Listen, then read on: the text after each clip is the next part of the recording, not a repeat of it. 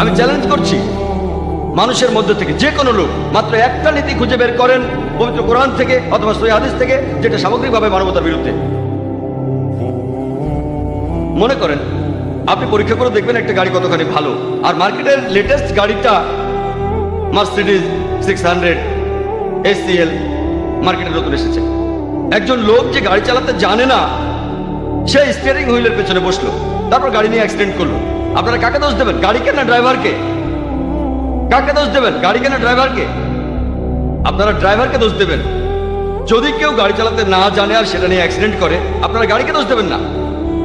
যদি পরীক্ষা করতে চান গাড়িটা কতখানি ভালো, তখন গাড়িটার বৈশিষ্ট্যগুলো দেখতে হবে। এর পিকআপ কত, নিরাপত্তা ব্যবস্থাগুলো কেমন, গাড়িটার স্পিড কত, গিয়ারের অবস্থা কি, তারপরে বলতে পারবেন গাড়িটা কতখানি ভালো। আর যদি গাড়িটা পরীক্ষা করে নিতে চান ভালো করে, তাহলে স্টিয়ারিং হুইলের পেছনে বসান একজন এক্সপার্ট ড্রাইভার। একইভাবে কোনো মুসলিমকে দিয়ে যদি দৃষ্টান্ত দিতে চান যে ইসলাম ধর্ম কতটা ভালো, এ ব্যাপারে সবচেয়ে সেরা দৃষ্টান্ত নবীজি মুহাম্মদ সাল্লাল্লাহু আলাইহি সাল্লাম। আমার দিকে তাকিয়ে আপনারা ইসলাম ধর্মকে বিচার করবেন না, অন্য কোনো মুসলিম অথবা মুসলিম সমাজের কাজগুলোকে দেখবেন না। এখানে দেখবেন এক্সপার্ট কোনো ড্রাইভারকে বা মানুষকে, যিনি ইসলাম ধর্মের নিয়মগুলো জানেন পুরোপুরি। তিনি হলেন সর্বশেষ চূড়ান্ত নবী মুহাম্মদ সাল্লাল্লাহু আলাইহি সাল্লাম। ইসলামের অপবাদ দিতে মিডিয়া আরো যে কৌশলগুলো অবলম্বন করে, সেটা হলো তারা প্রসঙ্গ ছাড়াই পবিত্র কোরআনের বিভিন্ন উদ্ধৃতি দেয়। আর পবিত্র কোরআনের একটি আয়াত যেটা সমালোচকদের খুব পছন্দ, সেটা পবিত্র কোরআনের সূরা তাওবার 5 নম্বর আয়াত। বলা হয়েছে, যখনই তোমরা কোনো কাফিরকে দেখবে তাকে মেরে ফেলবে। আর যদি কোরআন খোলেন এই আয়াতটা দেখবেন, অনুবাদটাও দেখতে পাবেন, যখনই তোমরা কোনো কাফিরকে দেখবে তাকে মেরে ফেলবে। তবে এটা প্রসঙ্গ ছাড়া উদ্ধৃতি। তারা কোরআনের আয়াতের উদ্ধৃতি দেয় কোনো প্রসঙ্গ ছাড়া, হাদিসের উদ্ধৃতিও দেয় প্রসঙ্গ ছাড়া। এই প্রসঙ্গটা এর প্রথম দিকের আয়াতে আছে। বলা হয়েছে যে একটা শান্তি চুক্তি হয়েছিল সেখানকার মুসলিম আর মক্কার মুশরিকদের ভেতর, আর মক্কার মুশরিকরাই পরে এই শান্তি চুক্তির শর্তগুলো ভেঙেছিল। আর তখন আল্লাহ সুবহানাহু ওয়া তাআলা পবিত্র কোরআনের সূরা তাওবার 5 নম্বর আয়াত নাজিল করলেন। তিনি এখানে মক্কার মুশরিকদের উদ্দেশ্যে চূড়ান্ত প্রস্তাবটা দিয়েছেন, তোমরা আগামী 4 মাসের মধ্যে সব ভুল শুধরে ফেলো, তা না হলে তোমাদের যুদ্ধ করতে হবে। আর সেই যুদ্ধক্ষেত্রে আল্লাহ বলেছেন মুসলিমদের উদ্দেশ্যে, তোমরা ভয় পেও না, যুদ্ধ করো, যেখানে তোমাদের শত্রুদের দেখবে মেরে ফেলো। যে কোনো আর্মি জেনারেল সৈন্যদের মনোবল বাড়ানোর জন্য স্বাভাবিকভাবে এই কথা বলবেন, যেখানে শত্রুদের দেখো মেরে ফেলো। এই কথা বলবেন না যেখানে শত্রুদের দেখো সেখানে তোমরা মরে যাও। তাই এখানে যুদ্ধক্ষেত্রের কথা বলা হচ্ছে। আল্লাহ সুবহানাহু ওয়া তাআলা বলেছেন যে যখনই যুদ্ধক্ষেত্রে শত্রুরা তোমাকে আক্রমণ করতে আসবে, তোমরা ভয় পেও না, যুদ্ধ করো, আর তাদের দেখলে মেরে ফেলো। চিন্তা করেন, এখনো যদি আমেরিকা আর ভিয়েতনামের যুদ্ধটা চলতে থাকতো, আর আমেরিকার প্রেসিডেন্ট বলতেন তোমরা যুদ্ধক্ষেত্রে উৎসাহিত করার জন্য সৈন্যদের বলবেন, বা কোনো আর্মি জেনারেল বলতেন যেখানে তোমরা দেখবে কোনো ভিয়েতনামিকে তাকে মেরে ফেলো, এটাই প্রসঙ্গ। কিন্তু যদি প্রসঙ্গ ছাড়া বলি যে আজকে আমেরিকার প্রেসিডেন্ট বলছে যেখানেই তোমরা ভিয়েতনামিকে দেখবে তাকে মেরে ফেলো, আমেরিকার প্রেসিডেন্ট একটা কসাই, এটা প্রসঙ্গ ছাড়া উদ্ধৃতি। আর সব সমালোচককেই দেখেছি হয় এখানেই শেষ করে, নয়তো একটা আয়াত বাদ দিয়ে যায়। আর অরুণ সুরি, ইসলামের একজন বিখ্যাত সমালোচক, ইন্ডিয়ায় অর্থাৎ আমার দেশে, তিনি তার বইতে লিখেছেন দ্য ওয়ার্ল্ড অফ ফতোয়া। তিনি সূরা তাওবার 5 নম্বর আয়াতটা বলার পর লাভ দিয়ে গেছেন 7 নম্বর আয়াতে। কারণটা জানেন? কারণ 6 নম্বর আয়াতেই তার এই অভিযোগে উত্তর আছে। সূরা তাওবার 6 নম্বর আয়াতে বলছে, কাফিরদের কেউ, শত্রুদের কেউ আশ্রয় প্রার্থনা করলে শুধু সাহায্য করলে হবে না, বলা হয়েছে তাকে নিরাপদ কোনো স্থানে পৌঁছে দেবে যাতে সে আল্লাহর বাণী শুনতে পায়। একজন সবচেয়ে দয়াবান আর্মি জেনারেল হয়তো এমনটা বলবেন, শত্রু যদি চলে যেতে চায় তাকে চলে যেতে দাও। কোরআন এমনটা বলছে না। কোরআন বলছে যদি শত্রুরা শান্তি চায় তাহলে তোমরা তাদের নিরাপদ স্থানে পৌঁছে দাও। আর কোরআনের প্রায় সবগুলো আয়াতেই যেখানে বলা হয়েছে যুদ্ধের কথা আর যুদ্ধক্ষেত্রের কথা বা অত্যাচারের বিরুদ্ধে, অবিচারের বিরুদ্ধে, তারপরের আয়াতে বলা হয়েছে যে শান্তি সবচেয়ে ভালো সব জায়গায়, কারণ ইসলাম হলো শান্তির ধর্ম। মিডিয়া তৃতীয় যে কৌশলটা প্রয়োগ করে ইসলামের অপবাদ দিতে, তারা যেগুলোর উদ্ধৃতি দেয় সেগুলোর ভুল ব্যাখ্যা করে, হোক সেটা কোরআন থেকে বা নবীজি সাল্লাল্লাহু আলাইহি সাল্লামের হাদিস থেকে। চতুর্থ কৌশলটা হলো ইসলাম সম্পর্কে এমন অপবাদ যেটা ইসলামে নেই, ইসলামে যেটার কোনো উল্লেখ নেই, সেটাকে ইসলামের সাথে জড়ায়। মিডিয়ার পঞ্চম কৌশলটা হচ্ছে তারা ইসলামের আলোকে ঠিক ব্যাখ্যাটাই দেয়, তবে সেটাকে আলাদা দৃষ্টিকোণ থেকে দেখে। তারা বলে যে মানুষ জাতির জন্য এটা একটা সমস্যা। তারা বলতে চায় যে ইসলাম মানুষ জাতির জন্য একটা সমস্যা। ইসলাম আসলে কোনো সমস্যা নয়, ইসলাম ধর্ম মানুষ জাতির সমস্যাগুলোর সমাধান। ইসলাম ধর্ম আসলে মানুষ জাতির জন্য কোনো সমস্যা নয়। হাতে সময় কম, তাই এ ব্যাপারে বিস্তারিত কিছু বলছি না। তবে এভাবেই মিডিয়া বিভিন্ন কৌশল অবলম্বন করে ইসলামের নিন্দা করে। আর এখন আন্তর্জাতিক মিডিয়ায় দেখি যে তারা মুসলিমদের বলছে মৌলবাদী, চরমপন্থী আর সন্ত্রাসী। আর বেশিরভাগ মুসলিম অপরাধবোধে ভোগে যে না, হ্যাঁ আমি কিন্তু মৌলবাদী নই। আসলে এরকম কিছু মুসলিম আছে যারা মৌলবাদী, কিন্তু আমি মৌলবাদী না, আমি চরমপন্থী না। মুসলিমদের বেশিরভাগই অপরাধবোধে ভোগে। এখানে আমরাও উত্তর দিতে পারি, মুসলিমরা তারা হবে দায়ী। ইসলামের বাণী অন্যের কাছে পৌঁছে দেওয়া প্রত্যেক মুসলিমের জন্য আবশ্যক। পবিত্র কোরআনের সূরা ইমরানের 110 নম্বর আয়াতে উল্লেখ করা হয়েছে, কুনতুম খায়রা উম্মাতিন উখরিজাত লিন-নাস, তোমরাই শ্রেষ্ঠ উম্মত, মানুষ জাতির জন্যই পৃথিবীতে তোমাদের আবির্ভাব হয়েছে। কুনতুম খায়রা উম্মাতিন উখরিজাত লিন-নাস তা'মিরুনা বিল মারুফ ওয়া তানহাউনা আনিল মুনকার ওয়া তু'মিনুনা বিল্লাহ, কারণ তোমরা সৎ কাজের নির্দেশ দাও, অসৎ কাজের নিষেধ করো এবং আল্লাহকে বিশ্বাস করো। আমাদের বলা হয়েছে খায়রা উম্মাহ, মানে শ্রেষ্ঠ উম্মত, কারণ আমরা সৎ কাজের নির্দেশ দেই, অসৎ কাজে নিষেধ করি আর আল্লাহকে বিশ্বাস করি। আমরা যদি সৎ কাজের নির্দেশ না দেই, যদি অসৎ কাজে নিষেধ না করি, তাহলে আমাদের মুসলিম বলা যাবে না। তখন আমাদের বলা যাবে না খায়রা উম্মাহ। মুসলিম হিসেবে আমাদের গর্ববোধ করা উচিত। এখন আমাদের টেবিলটা উল্টে দিতে হবে। আমার মনে আছে যখন মার্শাল আর্ট শিখতাম আমার তরুণ বয়সে, কোনো তরুণী আছি মাশাআল্লাহ, তখন আমি স্কুলে পড়তাম। আমরা তখন শিখতাম মার্শাল আর্টের, হোক সেটা জুডো বা জুজুৎসু, সেখানে প্রতিপক্ষের নিজের শক্তি দিয়েই তাকে ঘায়েল করা হতো, বাধা দিয়ে নয়। কেউ আমাকে ধাক্কা দিচ্ছে, সে সাইজ অনেক বড় আর আমাকে তো দেখতেই পাচ্ছেন হালকা পাতলা, তারপরেও আমি সামনে কোনো পোডিয়াম রাখি না। এটাও মিডিয়ার একটা কৌশল, এভাবে তারা শরীরটাকে ঢেকে রাখে। আমি চাই আমার বডি ল্যাঙ্গুয়েজ সবাই দেখেন। তাহলে খুব বড় সড়ো কোনো একজন লোক যদি আমাকে ধাক্কা দেয়, তাকে বাধা না দিয়ে ওই ধাক্কাকে কাজে লাগিয়ে তাকে ফেলে দিতে হবে।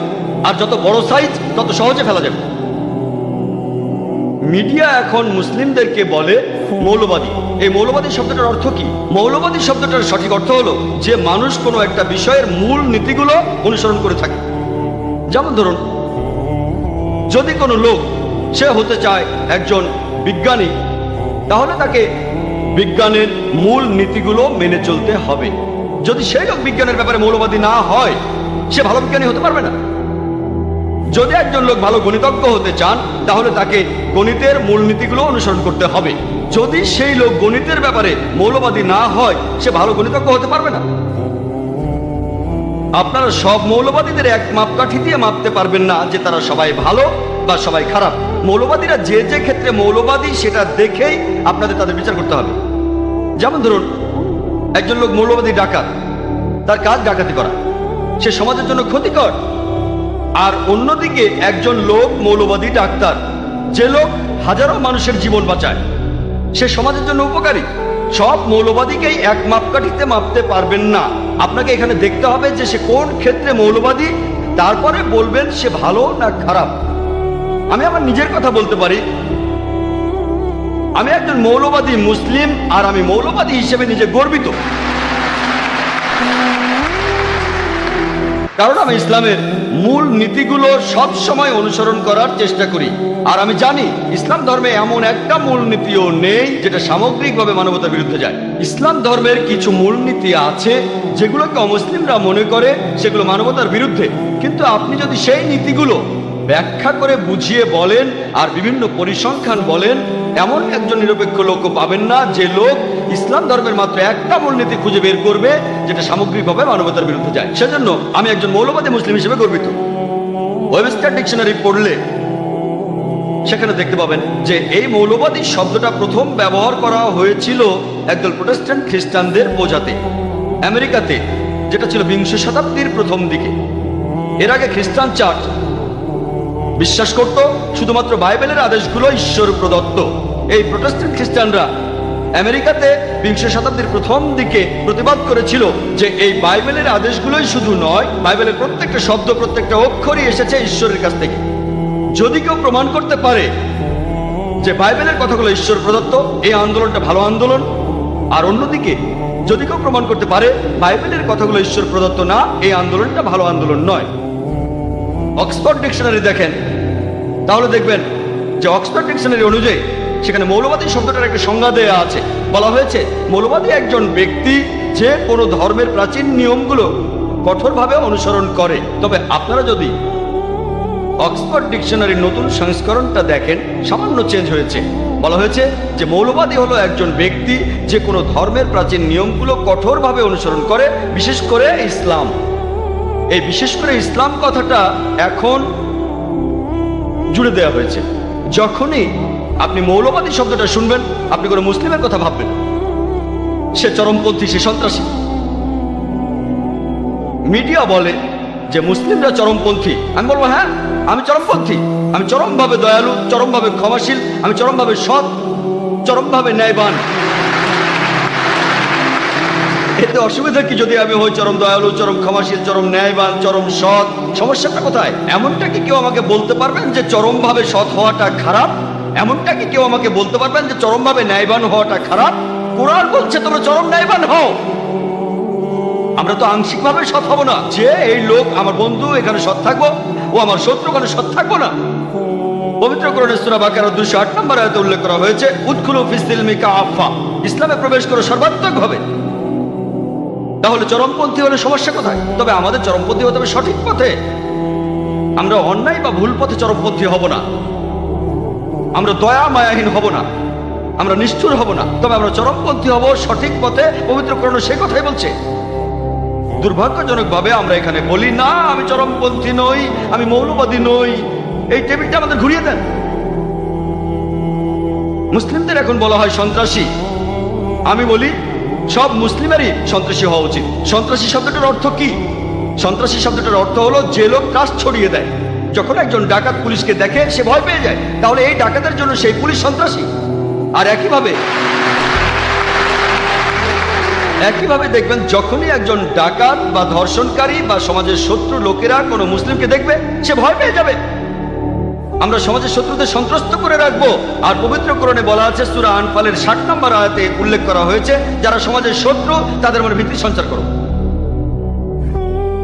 আমি জানি এখনকার দিনে সন্ত্রাস শব্দটা দিয়ে বোঝানো হয় এমন কাজ যেটা সাধারণ মানুষকে সন্ত্রস্ত করে। এই দৃষ্টিকোণ থেকে কোনো মুসলিমও কখনোই কোনো নিরীহ মানুষের উপরে কোনো সন্ত্রাস চালাবে না। একজন মুসলিম এখানে বেছে বেছে সমাজের শত্রুদের সাথে এটা করতে পারেন। এখানে বেছে বেছে চোর, ডাকাত, ধর্ষক, যখনই সমাজবিরোধী লোকেরা কোনো মুসলিমকে দেখে তখনই তারা ভয় পাবে। আর তখনই এই পৃথিবীতে আমরা শান্তি পাবো। প্রায় দেখা যায় একটা মানুষের একটা কাজকে দুটো আলাদা আলাদা লেভেল দেয়া হয়। 60-70 বছর আগে, ইন্ডিয়ার স্বাধীনতা পাওয়ার আগে, আমার দেশ ইন্ডিয়া, ব্রিটিশরা তখন শাসন করত। অনেক ইন্ডিয়ানই ছিল তখন তারা ইন্ডিয়ার স্বাধীনতার জন্য যুদ্ধ করত। এই লোকগুলোকে ব্রিটিশ সরকার তখন বলতো সন্ত্রাসী। কিন্তু সাধারণ ইন্ডিয়ানরা আমরা তাদের বলি ফ্রিডম ফাইটার, দেশপ্রেমিক। একই লোক, একই কাজ, কিন্তু আলাদা দুটো লেভেল। আপনারা যদি ব্রিটিশ সরকারের সাথে একমত হন যে ইন্ডিয়াকে শাসন করার অধিকার তাদের আছে, তাহলে আপনি ওই লোকগুলোকে বলবেন সন্ত্রাসী। কিন্তু আপনি যদি সাধারণ ইন্ডিয়ানদের সাথে একমত হন যে ব্রিটিশরা ইন্ডিয়াতে এসেছে ব্যবসা করার জন্য, আমাদের শাসন করার অধিকার তাদের নেই, তাহলে আপনি এই লোকগুলোকে বলবেন দেশপ্রেমিক, ফ্রিডম ফাইটার। একই লোক, একই কাজ, কিন্তু দুটো আলাদা লেভেল। আর এরকম উদাহরণ আপনারা পৃথিবীর ইতিহাসে অনেক খুঁজে পাবেন। একজন দায়ী বুঝবেন এমন অনেক দৃষ্টান্ত থাকলে যে কোনটা কোথায় ব্যবহার করতে হবে, যাতে করে লোকেরা বুঝতে পারে। কারণ সূরা ইমরানের 64 নম্বর আয়াতে উল্লেখ করা হয়েছে তাআলাউ ইলা কালিমাতিন সাওয়াইন বাইনা বাইনাকুম, এসো সেই কথায় যা তোমাদের এবং আমাদের মধ্যে এক। যখন ইন্ডিয়ানরা মুসলিমদের সন্ত্রাসী বলে অভিহিত করে তখন আমি এই ব্যাখ্যাটা দেই, তখন তারা ভালোভাবেই বুঝতে পারে। 2 মাস আগে আমি ইংল্যান্ডে ছিলাম, সেই বোম ব্লাস্টের পরে, 7 জুলাইয়ের পরে একটা কনফারেন্সে আমি লেকচার দিয়েছিলাম। টনি ব্লেয়ার সেখানে আসার কথা ছিল, কিন্তু তিনি শেষে আসতে পারেন নাই। তবে চিফ অফ পুলিশ সেখানে ছিলেন, মেয়রও ছিলেন। সেখানেও আমি উদাহরণ দিয়েছি, তবে সেটা ছিল অন্যরকম। বলেছিলাম অষ্টাদশ শতাব্দীর শেষ দিকে আমেরিকায় স্বাধীনতা যুদ্ধ হচ্ছিল। তখন ব্রিটিশরা আমেরিকা শাসন করত। অনেক আমেরিকানই স্বাধীনতার জন্য যুদ্ধ করছিল। 1776 সালে তারা স্বাধীনতা লাভ করে। আর তখনকার উচ্চপদস্থ নেতা Benjamin Franklin, George Washington, British সরকার তখন তাদের বলতো 1 নম্বর সন্ত্রাসী। যে লোক ছিল 1 নম্বর সন্ত্রাসী, জর্জ ওয়াশিংটন, পরবর্তীতে তিনিই হলেন ইউএস এর প্রেসিডেন্ট। চিন্তা করেন, সন্ত্রাসী 1 নম্বর, পরে হলেন আমেরিকার প্রেসিডেন্ট। আর তিনি হলেন আমেরিকার প্রথম প্রেসিডেন্ট যাকে সবাই শ্রদ্ধা করেন, এমনকি জর্জ বুশও।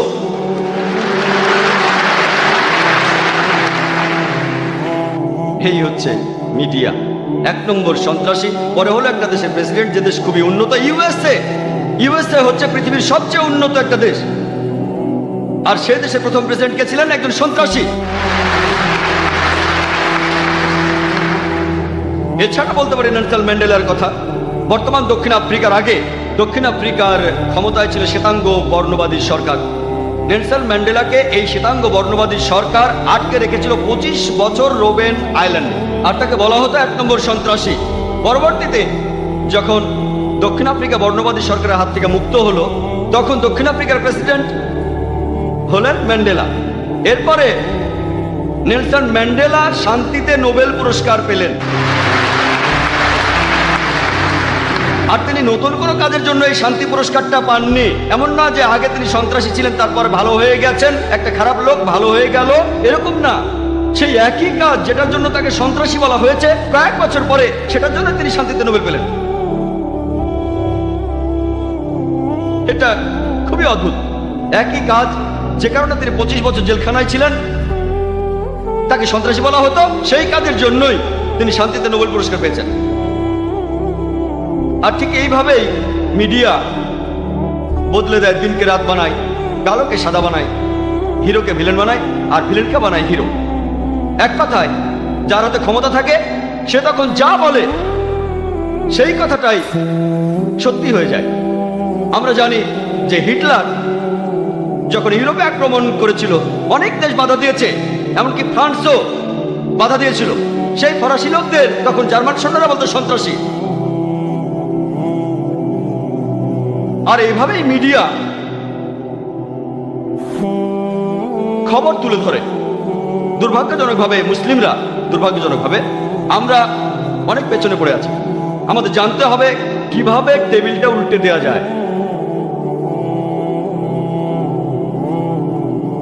আর বর্তমানে ইসলামের যে শব্দটা নিয়ে সবচেয়ে বেশি ভুল ধারণা আছে, সেই শব্দটা হলো জিহাদ। এ ব্যাপারে শুধু অমুসলিমদের ভুল ধারণা আছে তা নয়, এই জিহাদ শব্দটা নিয়ে এমনকি মুসলিমদের মধ্যেও অনেকে ভুল ধারণা পোষণ করে। অনেক লোকই ভাবে যে কোনো যুদ্ধ যদি মুসলিমরা করে থাকে, যে কোনো কারণে হোক, সেটা ক্ষমতার জন্য হোক, নিজস্ব লাভের জন্য হোক, সেটা টাকার জন্য, সেটাই হচ্ছে জিহাদ। মুসলিমরা যে যুদ্ধে অংশগ্রহণ করে, হোক সেটা ক্ষমতার জন্য, নিজস্ব লাভের জন্য বা টাকার জন্য, সেগুলো জিহাদ নয়। জিহাদ একটা আরবি শব্দ, শব্দটা এসেছে জাহাদা থেকে, যার অর্থ চেষ্টা করা, যার অর্থ সংগ্রাম করা। ইসলাম ধর্মের শব্দটার অর্থ নিজের বিভিন্ন অন্যায় আকাঙ্ক্ষার বিরুদ্ধে চেষ্টা আর সংগ্রাম করে যাওয়া। এর অর্থ সমাজের উন্নতির জন্য চেষ্টা আর সংগ্রাম করে যাওয়া। এর অর্থ যুদ্ধক্ষেত্রে আত্মরক্ষার জন্য চেষ্টা আর সংগ্রাম করে যাওয়া। আরেকটা অর্থ অন্যায় অত্যাচারের বিরুদ্ধে চেষ্টা আর সংগ্রাম করা। জিহাদ শব্দের অর্থ চেষ্টা আর সংগ্রাম করা। যদি কোনো ছাত্র পরীক্ষায় পাশ করার জন্য চেষ্টা আর সংগ্রাম করে যায়, তার অর্থ সে জিহাদ করছে। তাহলে জিহাদের অর্থ চেষ্টা আর সংগ্রাম করা। অনেক অমুসলিম আছেন, তারা জিহাদের অনুবাদ করেন, বাংলায় বলেন পবিত্র যুদ্ধ। দুর্ভাগ্যজনকভাবে অনেক তথাকথিত মুসলিম বিশেষজ্ঞ এমনকি তারাও বলে থাকেন জিহাদ হলো পবিত্র যুদ্ধ। পবিত্র যুদ্ধের আরবি, যদি আপনি পবিত্র যুদ্ধ শব্দটার আরবি করেন, সেটা হারবুম মুকাদ্দাসা। এই হারবুম মুকাদ্দাসা শব্দটা পবিত্র কোরআনের কোথাও উল্লেখ করা নেই। এই শব্দটা নবীজি সাল্লাল্লাহু আলাইহি সাল্লামের কোন সহিহ হাদিসে উল্লেখ করা হয়নি। এই পবিত্র যুদ্ধ শব্দটা প্রথম ব্যবহার করা হয়েছিল ক্রুসেডারদের বোঝাতে, যখন এই ক্রুসেডাররা খ্রিস্টান ধর্মের নামে হাজারো নিরীহ মানুষ হত্যা করত, তখন তারাই এর নাম দিয়েছিল পবিত্র যুদ্ধ। এখন এই শব্দটা ব্যবহার করছে মুসলিমদের উদ্দেশ্যে। তাহলে এই হলো মিডিয়া। প্রথমে তারা মৌলবাদী বলে বোঝাতো খ্রিস্টানদের, এখন বলে মুসলিমদের। পবিত্র যুদ্ধ বোঝানো হতো খ্রিস্টানদের ক্রুসেডকে, এখন বোঝায় মুসলিমদের যে জিহাদ মানে পবিত্র যুদ্ধ। জিহাদ শব্দের অর্থ চেষ্টা আর সংগ্রাম করা। প্রত্যেক মুসলিমেরই দায়ী হওয়া উচিত। আমাদের নবীজি বলেছেন, সহিহ বুখারীতে উল্লেখ করা হয়েছে, बल्लिगु अन्नी वलाउ आया। প্রচার করো যদি একটি মাত্র আয়াত জানো।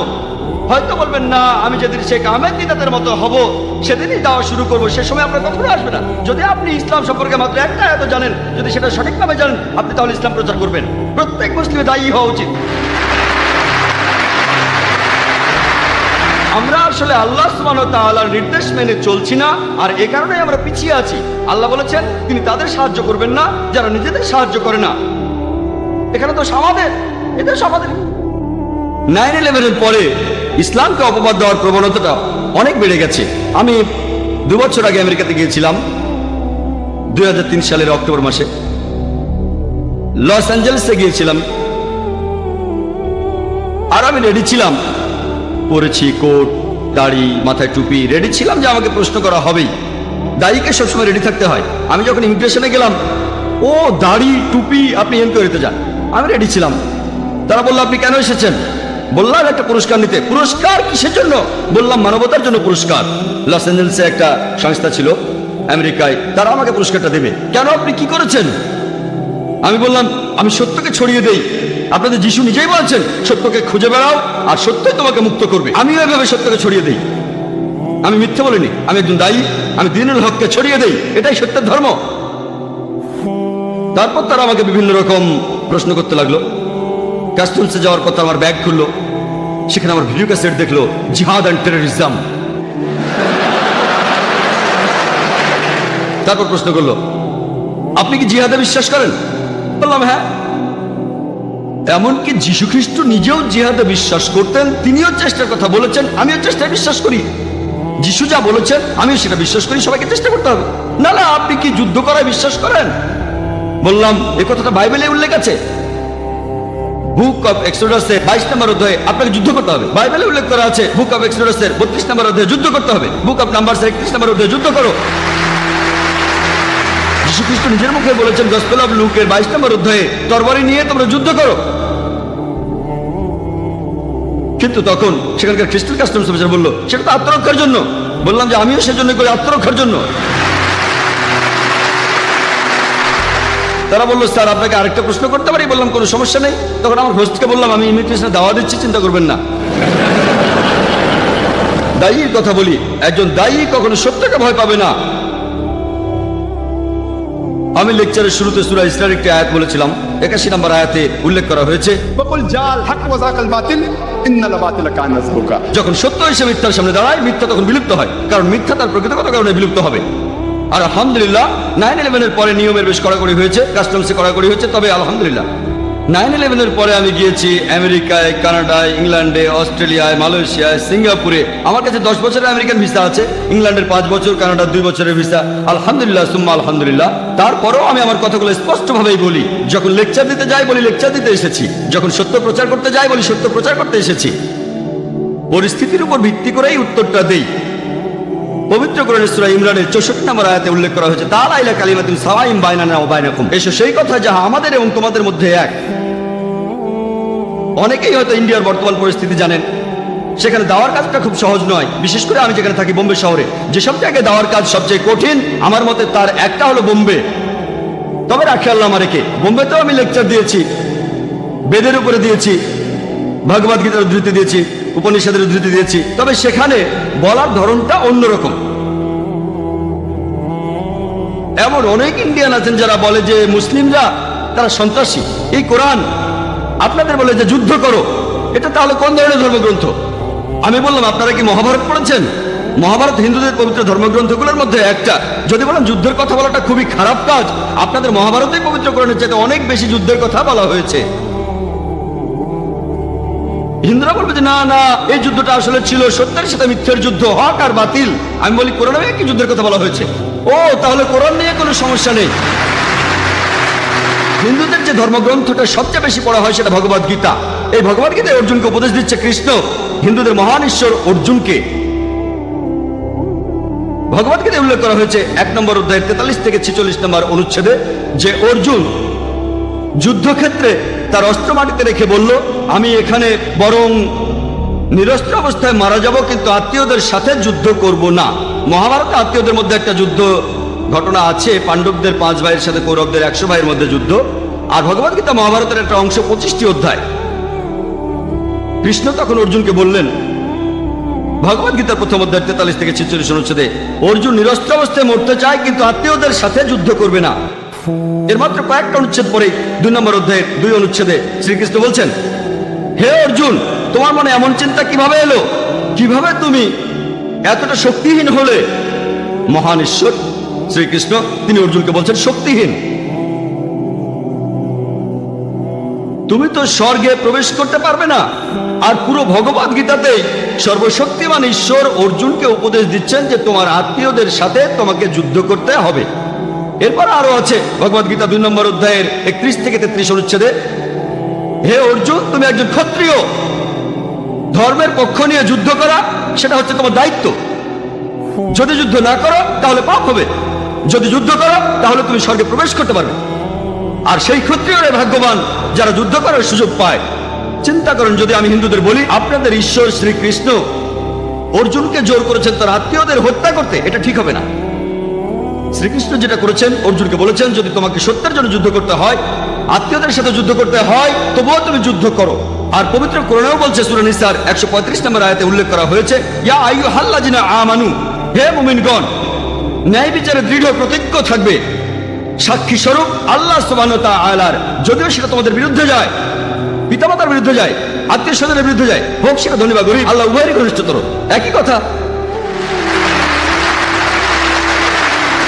প্রায় দেখা যায় একটা হাদিসের কথা বলা হয় ইসলামকে অপবাদ দিয়ে। সহিহ বুখারীর একটা হাদিস 4 নম্বর খণ্ড, সেখানে বুক অফ জিহাদের 2 নম্বর অধ্যায়ের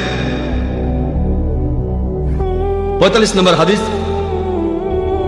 আর সমালোচকরা বলে, আপনাদের নবী মুহাম্মদ সাল্লাল্লাহু আলাইহি সাল্লাম বলেছেন, যদি কোনো মুজাহিদ যুদ্ধক্ষেত্রে মারা যায় সে তাহলে বেহেশতে যাবে, যদি বেঁচে ফিরে আসে তাহলে পৃথিবীর সম্পদ পাবে। আর বিভিন্ন সমালোচক ইন্ডিয়ার, যেমন অনুসরী, তারা ইসলামের সমালোচনা করে এই হাদিসে উদ্ধৃতি দেয়। আমি তাদের বলি, আপনারা কি ভগবদ গীতা পড়েননি? ভগবদ গীতায় উল্লেখ আছে 2 নম্বর অধ্যায়ের 37 অনুচ্ছেদে, শ্রীকৃষ্ণ হিন্দুদের মহান ঈশ্বর তিনি অর্জুনকে বলছেন, হে অর্জুন, যাও যুদ্ধ করো, যদি মারা যাও তুমি তাহলে স্বর্গে যেতে পারবে, বেহেশতে যেতে পারবে, তুমি জান্নাতে যেতে পারবে, বেহেশতে। যদি তুমি বেঁচে ফিরে আসো তাহলে যুদ্ধের লুণ্ঠিত দ্রব্য তুমি পাবে। ঠিক একই কথা আছে সহিহ বুখারীতে, একই। আমি এই হিন্দুদের বলি, আপনাদের ধর্মগ্রন্থ কি পড়েননি যে এখন কোরআন হাদিসের ভুল বের করছেন? আমি আল্লাহ সুবহানাহু ওয়া তাআলার নির্দেশ মেনেই চলি, তাআলা ইলা কালিমাতুন সাওয়াইন বাইনানা ওয়া বাইনাকুম, এসো সেই কথা যা তোমাদের এবং আমাদের মধ্যে এক। তাই মুসলিমদের এটা জানতে হবে কিভাবে দাওয়া দিতে হয়, কিভাবে সত্যকে ছড়িয়ে দিতে হয়, কিভাবে। এবার টেবিলটাকে উল্টে দিতে হবে। আমি আগেও বলেছিলাম, তখন ইংল্যান্ডে ছিলাম, তারা মুসলিমদের নিয়ে অনেক কথা বলছিল, যেমন আত্মঘাতী বোমা, মুসলিমরা নিরীহ মানুষদের হত্যা করছে। একটা বই আছে, লিখেছেন একজন অ্যাসোসিয়েট প্রফেসর পলিটিক্যাল সায়েন্সের, শিকাগো ইউনিভার্সিটির প্রফেসর, নাম রবার্ট পেপ। তিনি একটা বই লিখেছেন যেটার নাম ডাইং টু উইন। তিনি একজন বিশেষজ্ঞ আত্মঘাতী বোমা হামলার উপরে, আত্মঘাতী সন্ত্রাস আমেরিকাতে 1 নম্বর, রবার্ট পেপ। বইটার নাম ডাইং টু উইন। তিনি তার বইতে লিখেছেন, আত্মঘাতী বোমা হামলা এটা ইসলাম ধর্মে ছিল না। যদি আপনারা ইসলামের ইতিহাস পড়েন, কোরআন হাদিস পড়েন, সেখানে আত্মঘাতী বোমা হামলার কথা নাই। একেবারে প্রথমে যারা আত্মঘাতী বোমা হামলা করেছে তারা হলো তামিল টাইগার্স। পরবর্তীতে শুরু করলো মার্ক্সবাদী আর লেনিনবাদীরা। রবার্ট পেপ লিখেছেন যে ইরাকে আমেরিকানরা আসার আগে আত্মঘাতী বোমা হামলা ছিল না, আমেরিকানরা সেখানে আসলো আর আত্মঘাতী বোমা হামলা শুরু হয়ে গেল। কে বলেছেন? একজন অমুসলিম, একজন খ্রিস্টান আমেরিকান, যিনি আত্মঘাতী বোমা হামলার উপরে একজন বিশেষজ্ঞ, রবার্ট পেপ। আর আমেরিকান অমুসলিমদের লেখা বই নিয়েই একটা লেকচার দেওয়া যেতে পারে। আমাদের জানতে হবে কিভাবে ধর্মকে প্রচার করতে হবে, এই সত্যের ধর্মকে। আপনারা জানেন যে ইংল্যান্ডে আয়ারের সমস্যা বেশ পুরনো না, এটাকে বলা যেতে পারে ক্যাথলিক টেররিজম, কিন্তু তারা এটাকে ক্যাথলিকদের সন্ত্রাস বলে না। কেন? কোন মুসলিম জড়িত থাকলে ইসলামিক টেররিজম, অমুসলিমরা জড়িত থাকলে তারা এলাকার কথা বলে, ধর্মের কথা বলে না। কেন? আর ঠিক এইভাবেই মিডিয়া বিভিন্ন খবর তুলে ধরে আর সেটাকে ভুলভাবে প্রচার করে থাকে। এই মিডিয়া, যেমন ধরেন যদি এটা ইন্ডিয়ার মিডিয়ায় আসে যে 50 বছরের এক আরব ইন্ডিয়ায় আসলো আর 16 বছরের একটি মেয়েকে বিয়ে করলো, হেডলাইন 50 বছরের মুসলিম আরব 16 বছরের মেয়েকে বিয়ে করেছে। কিন্তু যদি 50 বছরের কোনো অমুসলিম 6 বছরের একটি মেয়েকে রেপ করে, এটা নিয়ে ছোট্ট খবর হয়। যদিও বিয়ের সময় মেয়ের বাবা মায়ের অনুমতি নেওয়া হয়েছে, মেয়েও রাজি আছে, তাকে প্রাপ্য অধিকার দেওয়া হচ্ছে, এখানে সমস্যাটা কি? কিন্তু 50 বছরের অমুসলিম 6 বছরের মেয়েকে ধর্ষণ করলে এটা নিয়ে ছোট্ট খবর হয়। ওকলাহোমা বোমিং এর কথা নিশ্চয়ই শুনেছেন। মধ্যপ্রাচ্যের ষড়যন্ত্র দিনের পর দিন। যখন জানতে পারলো হামলাকারী আমেরিকান সৈনিক, খবরটা কয়েকদিন পর পেপার থেকে হারিয়ে গেল। এরকম আরো অনেক উদাহরণ দেওয়া যায় যে মিডিয়া আসলে খেলা করছে। আর এখন তারা বলে ইসলাম হলো সেই ধর্ম যেটা তরবারির জোরে ছড়ানো হয়েছে। এ ব্যাপারে খুব সুন্দর বলেছেন ডি লেসি ওলেরি তার বইতে ইসলাম অন দ্য ক্রস রোডের 8 নম্বর পৃষ্ঠায়। বলা হয়েছে ইতিহাসে এটা পরিষ্কার যে তরবারি হাতে নিয়ে মুসলিমদের ইসলাম ধর্মকে ছড়ানো আর বিভিন্ন দেশ জয় করার আজগুবি গল্পটা একটা অসাধারণ মিথ্যে ছাড়া আর কিছুই নয়, যেটা বারবার করে বলা হয়ে থাকে। ডি লেসি ওলেরি খুবই বিখ্যাত ঐতিহাসিক। তিনি বলেছেন ইতিহাসে এটা পরিষ্কার যে চরমপন্থী মুসলিমদের তরবারি হাতে নিয়ে ইসলাম ছড়ানো আর বিভিন্ন দেশ জয় করার গল্প একটা অসাধারণ মিথ্যে, যেটা বারবার বলা হয়ে থাকে। ইতিহাস আমাদের বলে যে আমরা মুসলিমরা 800 বছর স্পেনে রাজত্ব করেছি। আমরা আমাদের কাজ করিনি, আমরা মানুষকে দাওয়া দেয়নি। পরবর্তীতে ক্রুসেডাররা আসলো, স্পেন দখল করলো, তখন একজন মুসলিমও প্রকাশ্যে আযান দিতে পারতো না। মুসলিমরা আমরা আরব দেশগুলো শাসন করেছি গত 1400 বছর ধরে। কিছুদিন ব্রিটিশরা করেছিল, কিছুদিন ফ্রেঞ্চরা শাসন করেছিল, তবে মুসলিমরা এই সময়টা বাদ দিয়ে আরব দেশগুলো শাসন করেছে গত 1400 বছর ধরে। তবু এখনো পরিসংখ্যান আমাদের বলে আরব দেশে প্রায় 1.5 কোটি মানুষ আছে যারা কপ্টিক খ্রিস্টান। কপ্টিক খ্রিস্টান মানে বংশ পরম্পরায় খ্রিস্টান। যদি আমরা চাইতাম তাহলে আরবদের সবাইকে ইসলাম গ্রহণে বাধ্য করতাম তরবারির জোরে। আমরা সেটা করিনি। এই 1.5 কোটি কপ্টিক খ্রিস্টান আরব দেশে তারাই সাক্ষ্য দিচ্ছে, তারাই শাহাদা দিচ্ছে যে ইসলাম তরবারির সাহায্যে ছড়ানো হয়নি। মুসলিমরা ইন্ডিয়া শাসন করেছে প্রায় 1000 বছর। বর্তমানে ইন্ডিয়ায় 80%-এরও বেশি মানুষ অমুসলিম। আমরা যদি চাইতাম তাহলে প্রত্যেক ইন্ডিয়ানকে তরবারি দিয়ে ইসলাম গ্রহণে বাধ্য করতাম। আমরা সেটা করিনি, ইসলাম সে অনুমতি দেয়নি। ইন্ডিয়ার এই 80% অমুসলিম সাক্ষ্য দিচ্ছে, শাহাদা দিচ্ছে যে ইসলাম তরবারির মাধ্যমে ছড়ানো হয়নি। কোন মুসলিম আর্মি আফ্রিকার পূর্ব উপকূলে গিয়েছিল? কোন মুসলিম আর্মি ইন্দোনেশিয়ায় গিয়েছিল, যে দেশে মুসলিমদের সংখ্যা সবচেয়ে বেশি? কোন মুসলিম আর্মি গিয়েছিল মালয়েশিয়ায়, যেখানে 50%-এর বেশি মুসলিম? কোন মুসলিম আর্মি? কোন তরবারি? এটা হলো বুদ্ধির তরবারি।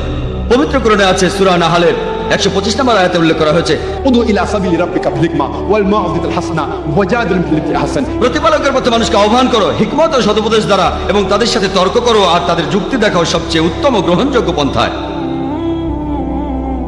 একবার একটা আর্টিকেল ছাপা হয়েছিল রিডার্স ডাইজেস্ট অ্যালবাইনা কেয়ার বুকে 1984 সালে। এটা পরে প্লেন ট্রুথ ম্যাগাজিনও ছাপা হয়েছিল।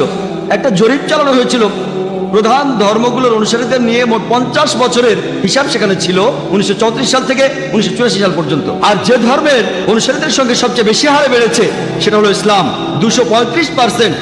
খ্রিস্টান ধর্ম মাত্র 47%। এবার আমি প্রশ্ন করি, এই 50 বছরের মধ্যে এমন কোন যুদ্ধ হয়েছিল 1934 সাল থেকে 1984 সালের মধ্যে যে কারণে লক্ষ লক্ষ মানুষ ইসলাম গ্রহণ করছে? কোন যুদ্ধ? কোন যুদ্ধ? আজকে পৃথিবীতে ইসলামের প্রসার সবচেয়ে বেশি হারে বাড়ছে।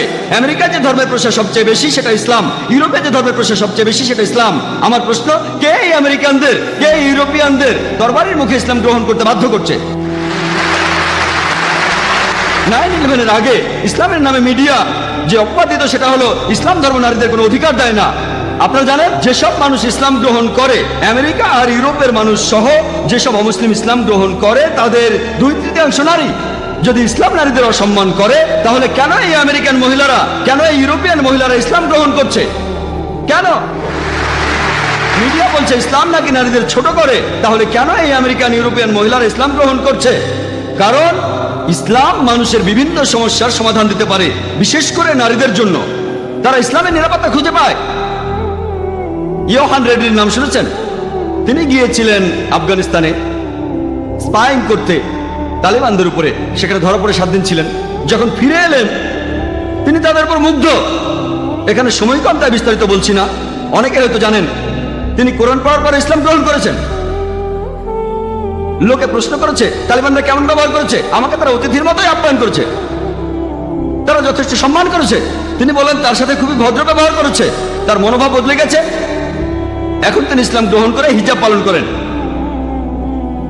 একজন ব্রিটিশ রিপোর্টার সেখানে গিয়েছিলেন মুসলিমদের বিরুদ্ধে লেখার জন্য, তিনিও ইসলাম গ্রহণ করেছেন আলহামদুলিল্লাহ।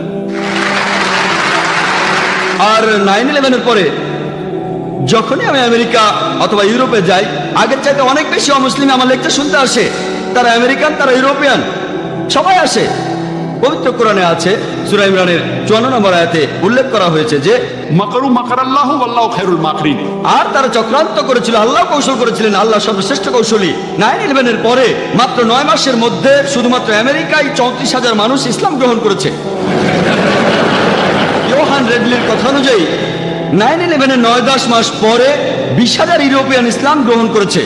তারা যতই আক্রমণ করছে ইসলাম ততই উপরে উঠে যাচ্ছে, কিন্তু আমরা কিছু করছি না, আমাদের কারণে এসব হচ্ছে না, আমরা দায়িত্ব পালন করছি না। আল্লাহ প্রতিশ্রুতি দিয়েছেন কোরআনে, সব মিলিয়ে মোট 3টি আলাদা জায়গায়। সূরা সাফের 9 নম্বর আয়াতে উল্লেখ করা হয়েছে, সূরা তাওবা 33 নম্বর আয়াতে উল্লেখ করা হয়েছে, এবং পবিত্র কোরআনে সূরা ফাতার 28 নম্বর আয়াতে বলা হয়েছে হুয়াল্লাযী আরসালা রাসূলাহু বিল হুদা ওয়াদ দীনিল হক লিইয়ুযহিরাহু আলাদ দীনি কুল্লি। আল্লাহ তার রাসূলকে পাঠিয়েছেন পথ নির্দেশক এবং সত্যের দিন সহ, যাতে করে এটা অন্য সমস্ত দিনের উপরে থাকে, অন্য সব দিন দর্শনের উপরে থাকে। ইসলাম অন্য সব ধর্মের উপরে অবস্থান করবে। এই শান্তি ধর্মটা, এই সত্যের ধর্মটা অন্য সব জীবন দর্শনের উপরে থাকবে। আর সাক্ষী হিসেবে আল্লাহ যথেষ্ট। এটা হয়তো অমুসলিমরা অপছন্দ করবে, এটা হয়তো মুসলিমরা অপছন্দ করবে, ইসলাম অন্য সব ধর্মের উপরে অবস্থান করবে। ইসলাম প্রচারের জন্য আমাদের কোনো দরকার নেই আল্লাহর, আমাদেরকে আল্লাহর কোনো প্রয়োজন নেই। আল্লাহ নিজেই তার দিনকে সমুন্নত রাখবেন। তিনি আমাদের একটা সুযোগ দিয়েছেন আমাদের দায়িত্ব পালন করার আর তার কাছে পুরস্কার পাওয়ার। তিনি আমাদেরকে দাওয়া দেওয়ার একটা সুযোগ দিয়েছেন। এই সত্যের ধর্ম টিকে থাকবে, এই দ্বীনুল হক, এই সত্যের ধর্ম, এই শান্তির ধর্ম অবশ্যই টিকে থাকবে। একটা বেশ সুন্দর কথা বলেছিলেন অ্যাডাম পিয়ারসন।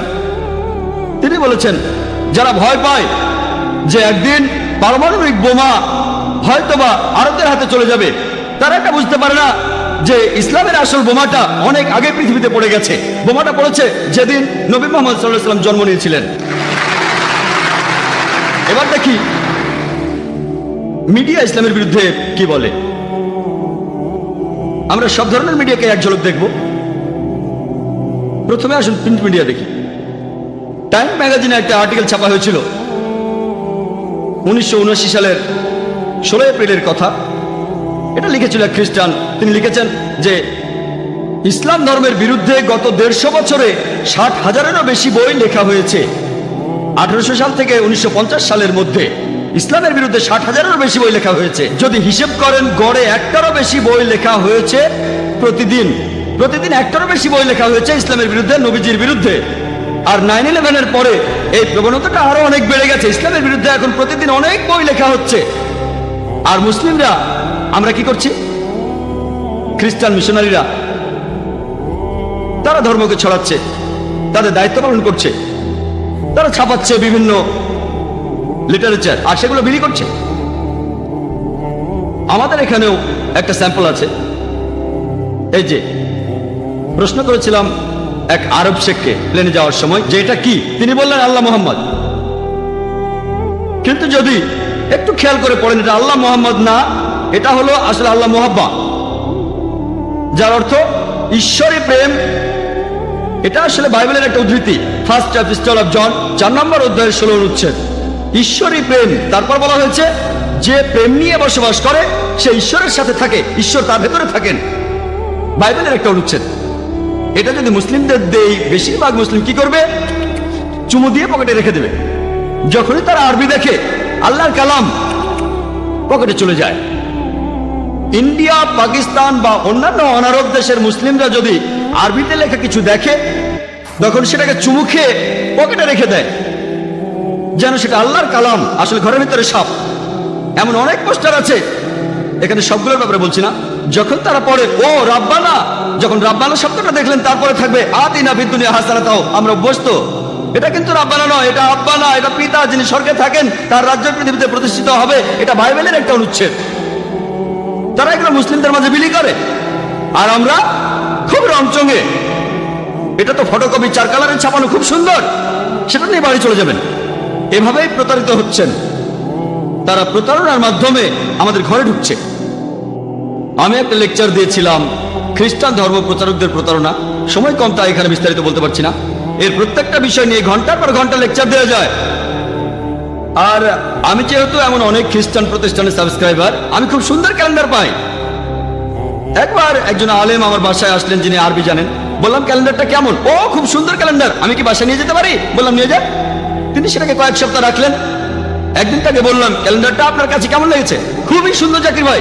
আমি বললাম ওটা নিয়ে আসেন। সে বললো কেন? আমি বললাম ওটা নিয়ে আসেন, এবার ভালো করে পড়ে দেখেন। তখন তিনি বুঝলেন যে বাইবেলের কথা আরবিতে লেখা। খ্রিস্টানরা এখন বাইবেল লিখছে অন্যান্য ধর্মের সাথে সাদৃশ্য রেখে। আর বাইবেল পড়ে দেখেন, লেখা আছে বিসমিল্লাহির রহমানির রহিম। তারা কোরআনের আয়াত ধার করছে, তারপর সামান্য বদলে দিয়ে আরবদের হাতে তুলে দিচ্ছে।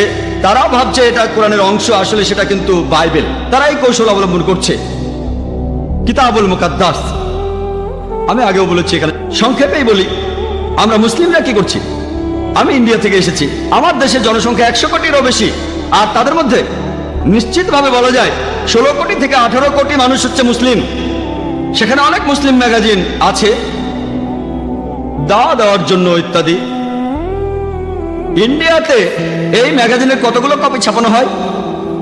কতগুলো? 4000, 5000, 8000।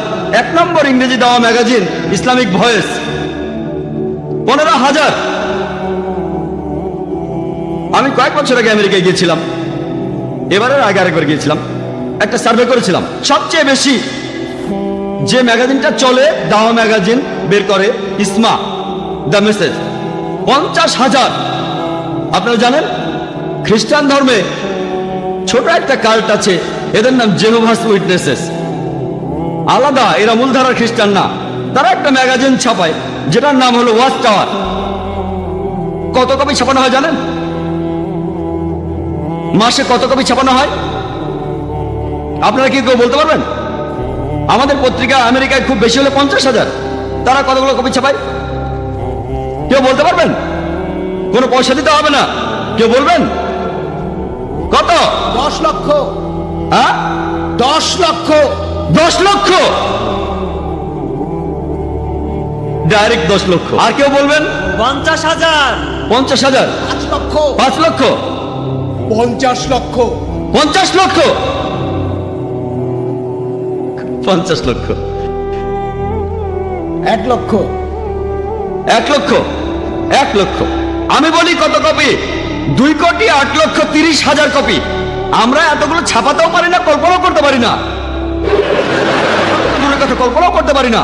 খ্রিস্টানদের মধ্যে খুব ছোট্ট একটা সম্প্রদায় যাদের নাম জেহোভাস উইটনেসেস, তারা 2টো ম্যাগাজিন ছাপায়। তার একটা হলো ওয়াচ টাওয়ার, সেটা তারা ছাপায় মাসে 2 বার। মাসে 1 বার না, প্রতি মাসে 2 বার। প্রতিবার তারা 2,08,30,000 কপি ছাপায়। 2 কোটির বেশি ছাপানো হয় 130টি ভাষায়। ম্যাগাজিনটা ছাপানো হয় প্রত্যেক মাসে 2 বার করে। প্রত্যেকবার 2,08,30,000 কপি, মানে প্রত্যেক মাসে 4 কোটিরও বেশি ম্যাগাজিন ছাপানো হয়। ছাপা হয় 130টি ভাষায়। তাদের আরেকটা ম্যাগাজিন, সেটা অ্যাওয়েক, 1,60,00,000 কপি, মাসে 2 বার। তার মানে 3 কোটিরও বেশি 4 কালারে ছাপা। তারা এগুলো ফ্রি দেয়। মুসলিমরা ছাপানো তো দূরের কথা, কল্পনাও করতে পারি না। কল্পনার জন্য কোনো টাকা পয়সা খরচ হতো না। একজন বলেছেন 50 লক্ষ। তারা প্রতি মাসে 4 কোটি ম্যাগাজিন ছাপায়। কল্পনাও করতে পারি না। সেগুলো ফ্রি দেয়। কোন কোন জায়গায় সামান্য মূল্য নেই, যেমন ইন্ডিয়ায় 2 রুপি 16 হালালা। 16 হালালা আবার কি? তারা সবাইকে সবসময় এই ম্যাগাজিনগুলো ফ্রি দিয়ে দেয়। ওয়াচ টাওয়ার বের হয় 130টি ভাষায়, আর অ্যাওয়েক আশিকি ভাষায়। এভাবেই তারা ধর্ম প্রচার করে। আর লেকচার দেওয়ার মাধ্যমেও ধর্ম প্রচার করা যায়। আমরা ইসলামিক রিসার্চ ফাউন্ডেশনের মাধ্যমে লেকচারের ব্যবস্থা করি বোম্বেতে। বোম্বেতে একটা লেকচার দিয়েছিলাম আহজাদ ময়দানে। আর এই অনুষ্ঠানটা বেশ ভালো হয়েছিল তুলনামূলকভাবে। বোম্বেতে অনেক মানুষ থাকে, তবে বোম্বেতে মানুষ জড়ো করাটা খুব কঠিন। যদি 200 লোক জড়ো করতে পারেন ইংরেজিতে ইসলামিক লেকচারের জন্য, তাহলে আমি দারুণ সফল। তার মানে আপনি দারুণ কাজ করেছেন, কারণ বোম্বে খুব ব্যস্ত শহর, মানুষজনের হাতে অত সময় নেই। সেই লেকচারে প্রেস বলেছিল 2 লক্ষ মানুষ এসেছিল, তবে আমরা জানি 20,000 মানুষ এসেছিল। প্রেস একটু বাড়িয়ে বলে আমরা আয়োজন করেছিলাম জানি। আমার লেকচারের বিষয় ছিল হিন্দুইজম আর ইসলামের মধ্যে সাদৃশ্য। 20,000 লোক এসেছিল, অনুষ্ঠানটা ভালোভাবে হয়েছিল। জিমি জিপসে আনা হয়েছিল, বড়টা ছোটটা না। 9টা ক্যামেরা ছিল, বেশ প্রফেশনাল ভাবে করেছিলাম। অনেক মুসলিম বলেছিল এরা নিশ্চয়ই অনেক টাকা খরচ করেছে, 9-10 লাখ টাকা তো খরচ করেছে, হয়তো এরা 10 লাখ টাকায় খরচ করে ফেলেছে। আনুমানিক এরা কমপক্ষে 10 লাখ টাকা খরচ করেছে, অর্থাৎ প্রায় 80,000 দিরহাম। কমপক্ষে আমরা হয়তো $20,000 খরচ করে ফেলেছি। তারা বুঝতে পারেনি কত খরচ করেছি। আমাদের খরচ হচ্ছে 28 থেকে 30 লাখ টাকার বেশি না। লোকে যা ভেবেছে তার 3 গুণ খরচ হয়েছে। আমরা $60,000 খরচ করেছি, প্রায় 2.5 লক্ষ দিরহাম। এ কথা কেন বলছি জানেন? আমার লেকচারের মাত্র 2 সপ্তাহ পরে বেনি হিন, আপনারা বেনি হিনের নাম শুনেছেন কেউ? একজন আমেরিকান খ্রিস্টান বক্তা, আমেরিকান ধর্ম প্রচারক। কে বেনি হিনের নাম শুনেছেন? জানলে হাত তোলেন। বেনি হিন মাত্র 30 থেকে 40 জন লোক হাত তুলেছেন। এই অনুষ্ঠানে আছে প্রায় 8 থেকে 10,000 মানুষ, 8,000-এরও বেশি মানুষ আছে। আমি মাত্র 20-30 জনের হাত দেখছি যারা বেনি হিনের নাম শুনেছেন। কেউ চেনেন না। আসলে খুবই জনপ্রিয়। এমনকি আমিও বেনি হিনকে চিনতাম না তিনি বোম্বেতে আসার আগে। আমার লেকচারে 2 সপ্তাহ পরে তিনি আসলেন। তিনি 3টা লেকচার দিয়েছেন, শুক্র, শনি আর রবিবার, 3 ঘন্টা করে। 3 ঘন্টার লেকচার, শুক্রবার, শনিবার, রবিবার। কত খরচ হয়েছিল জানেন? লোকে বলে যে জাকির ভাই উনি তো $20,000 খরচ করেছেন।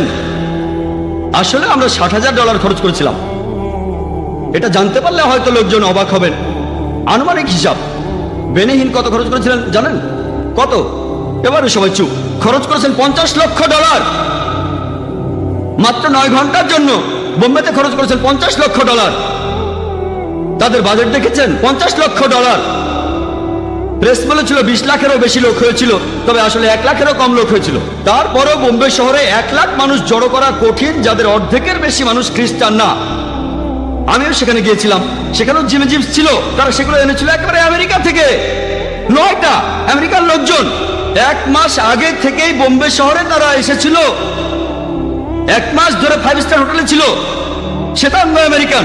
3 দিন আগে লোকজন আসলো সিস্টেম চেক করার জন্য। 32টা স্ক্রিন ছিল, এইরকম স্ক্রিন 32টা ছিল। আমাদের এখানে 500 ভলেন্টিয়ার, আমরাও খুশি। 500 ভলেন্টিয়ার, তাদের ছিল 7,000 ভলেন্টিয়ার। খ্রিস্টানরা ইন্ডিয়ার 3%ও না। ইন্ডিয়ার মানুষের মধ্যে তাদের সংখ্যা 3%ও না। $50 লক্ষ, তার মানে প্রায় 20 কোটি রুপি। তারা 20 কোটিরও বেশি রুপি খরচ করেছে। চিন্তা করেন, তারা প্লেনে করে এসেছে মাত্র একটা অনুষ্ঠানের জন্য। 3 ঘন্টা করে 3টি লেকচার, তারপরে সবাই চলে গেল। আপনারা যদি এইসব খ্রিস্টান প্রতিষ্ঠানগুলোর বাজেট সম্পর্কে জানেন, গড়ে এক একটার বাজেট প্রতিদিন $10 লক্ষ উপরে। জিমি সোয়াগার্ড একবার আহমেদি তাদের সাথে বিতর্ক করেছিলেন। জিমি সোয়াগার্ড ধর্ম প্রচারের জন্য প্রতি বছর $40 কোটি বেশি খরচ করত। তার মানে প্রতিদিন $10 লক্ষ বেশি। আমরা কিছুই না। আমি এমন কোন ইসলামিক দাওয়া প্রতিষ্ঠানের নাম জানি না যেখানে অন্তত এর 10% বাজেটও আছে। এমন দাওয়া প্রতিষ্ঠান নেই। আমি অনেক দেশেই ঘুরে বেড়াই। খ্রিস্টানদের মধ্যে প্রফেশনালিজম আছে। এই খ্রিস্টান মিশনারিরা সবাই ট্রেনিং নিয়েছে, তারা লেকচার দেওয়ার ট্রেনিং পেয়েছে। এমন ইসলামিক দাওয়া প্রতিষ্ঠান কমই আছে যারা লেকচারের উপর ট্রেনিং দেয়। বর্তমানে আধুনিক বিজ্ঞান আমাদের বলে, যখন কেউ জনসমক্ষে স্টেজের উপর লেকচার দেয়, লেকচারের বিষয়বস্তুর গুরুত্ব মাত্র 7%, মাত্র 7%। বাকি 93% হলো প্রেজেন্টেশন স্কিল। তিনি কেমন করে কথা বলবেন, দর্শকদের দিকে কিভাবে তাকাবেন, অঙ্গভঙ্গি। এই জন্য আমার সামনে কোনো পোডিয়াম থাকে না। আমার স্বাস্থ্য খুব ভালো এমনটা নয়। আপনারা যাতে আমার বডি ল্যাঙ্গুয়েজ দেখেন, আমার শরীরও কথা বলছে। বোম্বেতে ইসলামিক রিসার্চ ফাউন্ডেশনে আমরা মুসলিমদের ট্রেনিং দিয়ে থাকি কিভাবে ইসলামের বাণী প্রচার করতে হবে। আমরা শুধু ইন্ডিয়ানদেরই ট্রেনিং দেই না, বিদেশিদেরও দেই। এখানে আমেরিকানরাও ট্রেনিং নিয়েছে, ব্রিটিশরাও নিয়েছে, সিঙ্গাপুর থেকে এসেছে, আরব আমিরাত, মালয়েশিয়া, সৌদি আরব, ইউনিভার্সিটি থেকে পাশ করা সব বিশেষজ্ঞ, তাদের ট্রেনিং দিয়েছি। তাদেরকে আমরা ট্রেনিং দিয়েছি যে কিভাবে ইসলামের বাণী প্রচার করবেন। এমন কতগুলো মুসলিম প্রতিষ্ঠান আছে। চিন্তা করেন একজন দায়ী কিভাবে তার অস্ত্রশস্ত্র ছাড়া যুদ্ধক্ষেত্রে যায়। যদি মাইক্রোফোন সিস্টেম ভালো না হয় কিভাবে লড়াই করব? এটাই তো আমার অস্ত্র। কিন্তু বিভিন্ন ইসলামিক প্রতিষ্ঠান যখন আমাকে আমন্ত্রণ করে, তারা আমাকে 5 স্টার হোটেলে রাখে, কিন্তু সাউন্ড সিস্টেম যাচ্ছে তাই। যখন কেউ আমাকে আমন্ত্রণ জানায় আমি তাদের বলি সাউন্ড সিস্টেম ভালো হতে হবে। আমি না হয় মেঝেতে সময় সমস্যা নেই, কোনো 5 স্টার হোটেলের দরকার নেই। আমি একজন দায়ী, আমি মেঝেতেও ঘুমাতে পারবো, তবে আমাকে ভালো সাউন্ড সিস্টেম দেন। খরচ তো বেশি না, তবে ভালো একটা প্রফেশনাল সাউন্ড সিস্টেম দেন। এখানে তো খরচ বেশি না, আসলেই কম। 5 স্টার হোটেলের খরচের চাইতে অনেক কম। তারা আমাকে 5 স্টার হোটেলে রাখে, কিন্তু একটা ভালো সাউন্ড সিস্টেমের গুরুত্ব বোঝে না। মুসলিমদের যেটা করা উচিত, মিডিয়ার ক্ষেত্রে আমাদের ট্রেনিং নেওয়া প্রয়োজন। এখানে স্পেশালিটি অর্জন করতে হবে। লেকচার দেয় এক ধরনের স্পেশালিটি, প্রিন্ট মিডিয়া আরেক ধরনের স্পেশালিটি, অডিও মিডিয়া আরেক ধরনের স্পেশালিটি, ভিডিও মিডিয়া আরেক ধরনের স্পেশালিটি। আমাদের স্পেশালাইজড হতে হবে। এখনকার দিনে আমাদের রেডিও স্টেশন আছে, কতজন মুসলিম তাদের দায়িত্ব পালন করছে? কতজন? এখন কম্পিউটার আছে, ইন্টারনেট আছে। ইন্টারনেটের প্রথম দিকে ইসলামের পক্ষে যত কথা ছিল তার চেয়ে বেশি ছিল ইসলামের বিপক্ষে। এখন আলহামদুলিল্লাহ মুসলিমরাও ইন্টারনেটে তাদের মতামত জানাচ্ছে, তবে খ্রিস্টানরা অনেক এগিয়ে আছে। যখনই মুসলিমরা কোনো মন্তব্য করে তারাও পাল্টা মন্তব্য জানায়। ইন্টারনেটে কিছু সাইট আছে, আমি সেগুলো নাম বলে জনপ্রিয় করতে চাই না। কিছু সাইট দেখে মনে করবেন সেটা ইসলামিক সাইট, সে সাইটে ঢুকে দেখবেন সেখানে ঘরের ভিতর সাপ। তারা যে ম্যাগাজিনগুলো ছাপায়, ইন্ডিয়ায় একটা প্রতিষ্ঠানের নাম Darul Nijat, home of salvation, আরবি নাম। এই প্রতিষ্ঠানের প্রেসিডেন্ট কে? সুলতান। সুলতান কে? সুলতান বল। Nidaye Ummid, call for hope, এটা খ্রিস্টান প্রতিষ্ঠান। এইসব নাম দেখে ভুলবেন না। এই সাইটগুলোর নাম আর আমি বলতে চাই না, কারণ তাহলে আপনারা সেখানে ঢুকবেন, তারপর ভুল জিনিসগুলো শিখবেন। তারা সেখানে এমন সব কথা লেখে যে সাধারণ মুসলিম তারাও ইসলামকে ভুল বুঝতে পারে। তারা পবিত্র কোরআনের কিছু আয়াত বেছে নিয়ে সমালোচনা করে। এখন আপনাদের বলছি যে এই মিডিয়া একই সাথে খুব ভালো আবার খারাপও। এটা পজিটিভ আবার একই সাথে নেগেটিভ। যেমন একটা ছুরি, এটা দিয়ে ভালো কাজ করা যায় আবার খারাপ কাজও করা যায়। ছুরি দিয়ে শাকসবজি আর রুটি কাটলে সেটা ভালো, কিন্তু ডাকাতি করলে সেটা খারাপ। একইভাবে মিডিয়ার কিছু সুবিধা আছে, অসুবিধাও আছে। মিডিয়ার পজিটিভ দিক আছে, নেগেটিভ দিকও আছে। এখানে ভালো জিনিস আছে, খারাপ জিনিসও আছে। আমরা এখন বর্তমানের বিজ্ঞান আর প্রযুক্তিকে ব্যবহার করে টেবিলটাকে উল্টে দেব, মিডিয়াকে ব্যবহার করবো ভালো কাজের জন্য। বর্তমানে বেশিরভাগ মিডিয়াকে যেসব কাজের জন্য ব্যবহার করা হয় সেগুলো আসলে ভালো না। এ কারণে বেশিরভাগ উলেমা আর শিউখ তারা বলেন মিডিয়া থেকে সবাই দূরে থাকুন। আমি একমত, আমি তাদের বিপক্ষের পক্ষে। কারণ এই স্যাটেলাইট চ্যানেলগুলোর মাধ্যমে আপনার ঘরে যা ঢুকছে তার বেশিরভাগই আপনাকে ইসলাম থেকে দূরে সরিয়ে দেবে, ইসলামের কাছে নিয়ে আসবে না। আর এই পরিসংখ্যান আমাদের বলে যে 1 নম্বর মিডিয়া বর্তমানে হলো television media, television satellite media. পরিসংখ্যান আমাদের বলে এখন পৃথিবীতে 20,000-এরও বেশি টিভি স্টেশন আছে। আর এদের দর্শক এই পৃথিবীর 500 কোটি মানুষ। এই পৃথিবীর মোট জনসংখ্যার 80% টেলিভিশন মিডিয়ার আওতার ভেতরে। পরিসংখ্যান এটাই বলছে। আপনাদের বেশিরভাগই এই টেলিভিশন মিডিয়ার আওতার মধ্যে আছেন। পুরো পৃথিবীর 80% মানুষ টেলিভিশন মিডিয়ার আওতার মধ্যে আছেন। 500 কোটি মানুষ। এই মিডিয়ার পেছনে ইনভেস্টমেন্ট কত জানেন? $40,000 কোটি। লোকজন এই টেলিভিশন মিডিয়াতে ইনভেস্ট করেছে $400 বিলিয়ন, আর তারা 2 হাতে টাকা কামাচ্ছে। এর বেশিরভাগই 98%-এরও বেশি, 99%-এরও বেশি হচ্ছে হারাম। অশ্লীলতা আর ভুল তথ্য দিয়ে সত্য থেকে দূরে নিয়ে যাচ্ছে 99%-এরও বেশি। আমাদের এখন এই মিডিয়াকে ব্যবহার করে টেবিলটা উল্টে দিতে হবে। একবার ভাবেন, $40,000 কোটি ইনভেস্টমেন্ট শুধুমাত্র টিভি মিডিয়াতে। খ্রিস্টানদের 50টা চ্যানেল আছে, 100টা চ্যানেল আছে, আর 2 হাতে টাকা কামাচ্ছে। শুধু আমেরিকাতে এই মোট টেলিভিশন স্টেশনের সংখ্যা 1,673টা আছে। এর মধ্যে 83টা চ্যানেল হলো ধর্মীয় চ্যানেল। চ্যানেলগুলোর বেশিরভাগ, প্রায় সবগুলোই খ্রিস্টান চ্যানেল, বেশিরভাগই। পুরো পৃথিবীতে শয়ে শয়ে খ্রিস্টান চ্যানেল আছে, কয়েকশো হিন্দু চ্যানেল আছে, জৈন চ্যানেল আছে। মুসলিম চ্যানেল কয়টা আছে? কয়টা? ইন্ডিয়াতে অনেক চ্যানেল আছে, হিন্দু চ্যানেল আছে। এই ইন্ডিয়াতে খ্রিস্টান চ্যানেল আছে একেবারে সেই এলাকার ভাষায়। ইংরেজিতে অনেক খ্রিস্টান চ্যানেল আছে। আর এখানে দক্ষিণ ইন্ডিয়ার নিজস্ব ভাষার চ্যানেল, যেটা দর্শক অল্প কিছু মানুষ, স্পেশালাইজড টার্গেট। পৃথিবীতে কয়েকশো খ্রিস্টান চ্যানেল আছে। 1 নম্বর হলো গড টিভি। কারা গড টিভির নাম শুনেছেন? হাত ওঠান। মাশাআল্লাহ, দেখা যাচ্ছে অনেকেই গড টিভির নাম শুনেছেন। গড টিভির সম্প্রচার শুরু হয় প্রায় 10 বছর আগে, 1995 সালে। প্রতিষ্ঠাতা একজন ব্রিটিশ, কিন্তু সম্প্রচারিত হয় ইসরায়েল থেকে। বর্তমানে এই গড টিভি 15টা স্যাটেলাইট থেকে সম্প্রচারিত হয়। পৃথিবীর 200টারও বেশি দেশে তাদের সম্প্রচারের আওতার মধ্যে আছে 27 কোটি 50 লক্ষ মানুষ, 27 কোটি 50 লক্ষ দর্শক তাদের আওতার মধ্যে। 200টা দেশে তারা মোট 15টা স্যাটেলাইট ভাড়া করেছে। গড চ্যানেল একটাই, তবে এশিয়ার জন্য একরকম, ইউরোপের জন্য আরেক রকম, আমেরিকাতে আরেক রকম, ইন্ডিয়ার জন্য আরেক রকম স্পেশালাইজেশন। যেমন ধরুন বিবিসি ওয়ার্ল্ড একরকম, বিবিসি এশিয়া আরেক রকম, বিবিসি ইউরোপ আলাদা। কেন? 90% ক্ষেত্রে অনুষ্ঠানগুলো একই। তারা এখানে আসলে প্রাইম টাইমের সুযোগটাও নিতে চায়। ইংল্যান্ডের প্রাইম টাইম আর আরব আমিরাতের প্রাইম টাইম এক নয়, বোম্বের প্রাইম টাইমটাও আলাদা। এভাবে প্রাইম টাইম অনুযায়ী এক এক দেশে এক এক সময় অনুষ্ঠান প্রচার করে থাকে। এই জন্য অন্যান্য স্যাটেলাইট ভাড়া করে। আর এই গড টিভি হলো খুবই জনপ্রিয় খ্রিস্টান মিশনারি চ্যানেলগুলোর মধ্যে একটা। এরকম আরো কয়েকশো খ্রিস্টান চ্যানেল আছে। এরকম মুসলিম চ্যানেল কটা আছে? আমি জানি অনেক মুসলিমই বিভিন্ন বিনোদনমূলক চ্যানেলের মালিক, অনেক 5টা 10টা 20টা এরকম। আমি নাম বলছি না, আপনারা হয়তো জানেন। এরকম অনেক চ্যানেল আছে। কতগুলো ইসলামিক চ্যানেল আছে, দাওয়ার জন্য কতগুলো আছে চ্যানেল। প্রথম যে চ্যানেলটা সম্প্রচার শুরু করে সেটা কাদিয়ানীদের MTVA, মুসলিম টিভি আহমেদিয়া। তারা মুসলিম না, মুসলিম টিভি আহমেদিয়া। আর এটা এখন দুবাইতেও আছে, মুসলিম টিভি আহমেদিয়া। সাধারণ মানুষ চ্যানেলটা দেখে ভাববে এটা মুসলিম চ্যানেল, আর নামটাও মুসলিম, কিন্তু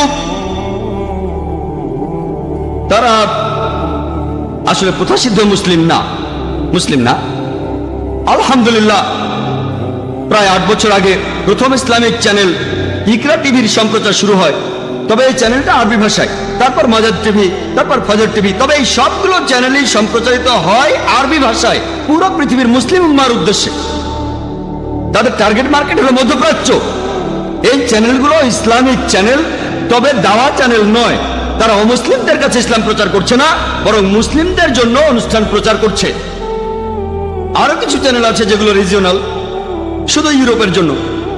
এরকম বেশ কিছু মুসলিম চ্যানেল এখন আছে। এখন আমাদের প্রয়োজন দিন রাত 24 ঘন্টার একটা দাওয়া চ্যানেল, যেটা ইসলাম প্রচার করবে আর বিভিন্ন ভুল ধারণা দূর করবে, যে ভুলগুলো মিডিয়া ইসলামের বিরুদ্ধে ছড়াচ্ছে। আমি এখানে এসেছিলাম কয়েক বছর আগে, সেবারও এসেছিলাম হোলি কোরআন অ্যাওয়ার্ডের আমন্ত্রণে।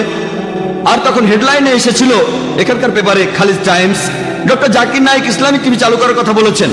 তখন লেকচার দিয়েছিলাম অ্যালবামে, টপিক আলাদা ছিল, কিন্তু প্রশ্নোত্তর পর্বে বলেছিলাম মুসলিমদের জন্য এখন প্রয়োজন একটা ফুল টাইম স্যাটেলাইট দাওয়া চ্যানেল ইংরেজি ভাষায়। এটাই আন্তর্জাতিক ভাষা। ইসলামিক নিউজ পেপার আছে, সেটা ছাপা হয় উর্দু ভাষায়। কারা এটা পড়ে? শুধু ইন্ডিয়ার মুসলিমরা বা পাকিস্তানের। আরবি ভাষায় নিউজ পেপার আছে, তবে সেগুলো পড়ে শুধু আরবরা। আমি এমন বলছি না যেটা ভুল, তবে আমাদের এখন প্রয়োজন দাওয়ার জন্য নিউজ পেপার, দাওয়ার জন্য টিভি চ্যানেল। আলহামদুলিল্লাহ সুম্মা আলহামদুলিল্লাহ, আমরা সবাই এ দর্শনে বিশ্বাস করি। সামনে যত কাজই থাকুক, অপেক্ষা করবেন না। কাজ যদি খুব বেশি হয়, আমরা খুব ছোট্ট একটা প্রতিষ্ঠান, কাজ যদি বেশি হয়, আল্লাহ আপনাকে যা দিয়েছেন সেটাতেই শুরু করুন। যদি মাত্র 1000 রিয়াল থাকে, 1000 দিরহাম থাকে, সেটা দিয়ে শুরু করুন, ইনশাল্লাহ আপনি সফল হবেন। আর 8 বছর আগে মুসলিমরা স্যাটেলাইট চ্যানেলের মাধ্যমে সম্প্রচার শুরু করেছেন। আর আলহামদুলিল্লাহ সুম্মা আলহামদুলিল্লাহ, আমরাও চেষ্টা করছি প্রত্যেক দিন 8 ঘন্টা থেকে 2 ঘন্টার অনুষ্ঠান 6টা ইন্টারন্যাশনাল স্যাটেলাইট চ্যানেলে প্রচার করতে। 6টা প্রত্যেক দিন। অনুষ্ঠানগুলো শুধু মুসলিমদের জন্য না, যেমন Iqra TV, Q TV, ARY digital ইসলাম চ্যানেল। আমরা অমুসলিমদের জন্য করি সিনেমার গানের চ্যানেল ETC, 24 ঘন্টা সিনেমার গান হারাম, অন্তত আধা ঘন্টা তো হালাল হচ্ছে। তারা দেখছে জোকার মতো একজন লোক, তারা জোকার মতো একজন লোককে দেখছে, আর সে জোকার মতো লোকের গায়ে কোট, মাথায় টুপি, মুখে দাড়ি, গলায় টাই। আর অন্য একজন তাকে প্রশ্ন করছে যে ইসলামে কেন একজন পুরুষকে একাধিক বিয়ের অনুমতি দেয়? আবে মজা আয়েগা, খুব মজা হবে। তারপর প্রশ্নটার উত্তর শুনে আর অনেকে মেনে নেয়। তাই আমরা যেটা করি, আমরা অনুষ্ঠানগুলো ফ্রি দিয়ে দেই, টাকা দরকার নেই। কারণ আমরা যদি বলি এই অনুষ্ঠানগুলো তৈরি করতে কয়েক হাজার ডলার খরচ হয়েছে, এগুলোর জন্য চার্জ করলে তারা হয়তো মাত্র একটা অনুষ্ঠান দেখবে, তাই এগুলো ফ্রি দিয়েছি। আর মাশাআল্লাহ অনেক চ্যানেল প্রতিদিন দেখায়, কারণ এগুলো ফ্রি দিচ্ছি। আমরা আখিরাতের জন্য পুরস্কার পাবো ইনশাআল্লাহ। আমি কয়েক বছর আগে আলবুমে বলেছিলাম যে আমাদের ইসলামিক চ্যানেল প্রয়োজন, একটা দাওয়া চ্যানেল। আলহামদুলিল্লাহ সুম্মা আলহামদুলিল্লাহ, আপনারাও শুনে খুশি হবেন যে ইনশাআল্লাহ আগামী 2-3 সপ্তাহের মধ্যে আমরা শুরু করতে যাচ্ছি একটা ইসলামিক দাওয়া চ্যানেল। চ্যানেলটার নাম হবে পিস টিভি।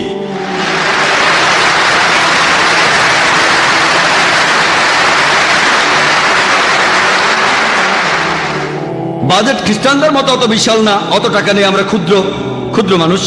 আমাদের যা আছে ইনশাআল্লাহ, চ্যানেলটার নাম দিচ্ছি পিস টিভি। মিডিয়া যেখানে যুদ্ধ করছে ইসলামের সাথে, তবে আমরা মানবতার জন্য শান্তি চাই। পিস এর আরবি হলো সালাম, আরো একটা হলো ইসলাম। আর ইনশাআল্লাহ এটা হবে ইসলামিক দাওয়া চ্যানেল। এর সম্প্রচার হবে ইউরোপ, অস্ট্রেলিয়া, আফ্রিকা, মধ্যপ্রাচ্য আর এশিয়ায়। প্রচারিত হবে প্যান এন্ড স্যাটেন থেকে প্রথম দিকে, পরবর্তীতে কয়েক মাস পরে আমরা ইউএসএ তো যাবো ইনশাআল্লাহ। আর তারপর আশা করি 1 বছরের মধ্যে ইনশাআল্লাহ পুরো পৃথিবীকেই কভার করতে পারবো ইনশাআল্লাহ।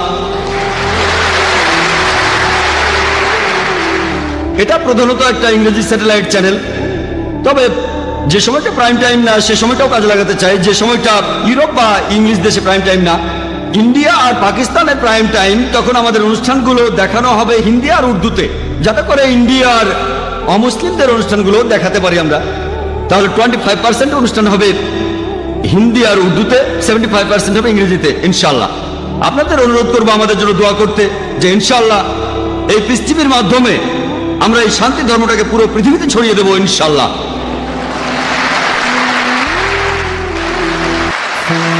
আমি কয়েক বছর আগে আলবুমে বলেছিলাম যে আমাদের ইসলামিক চ্যানেল প্রয়োজন, একটা দাওয়া চ্যানেল। আলহামদুলিল্লাহ সুম্মা আলহামদুলিল্লাহ, আপনারাও শুনে খুশি হবেন যে ইনশাআল্লাহ আগামী 2-3 সপ্তাহের মধ্যে আমরা শুরু করতে যাচ্ছি একটা ইসলামিক দাওয়া চ্যানেল। চ্যানেলটার নাম হবে পিস টিভি।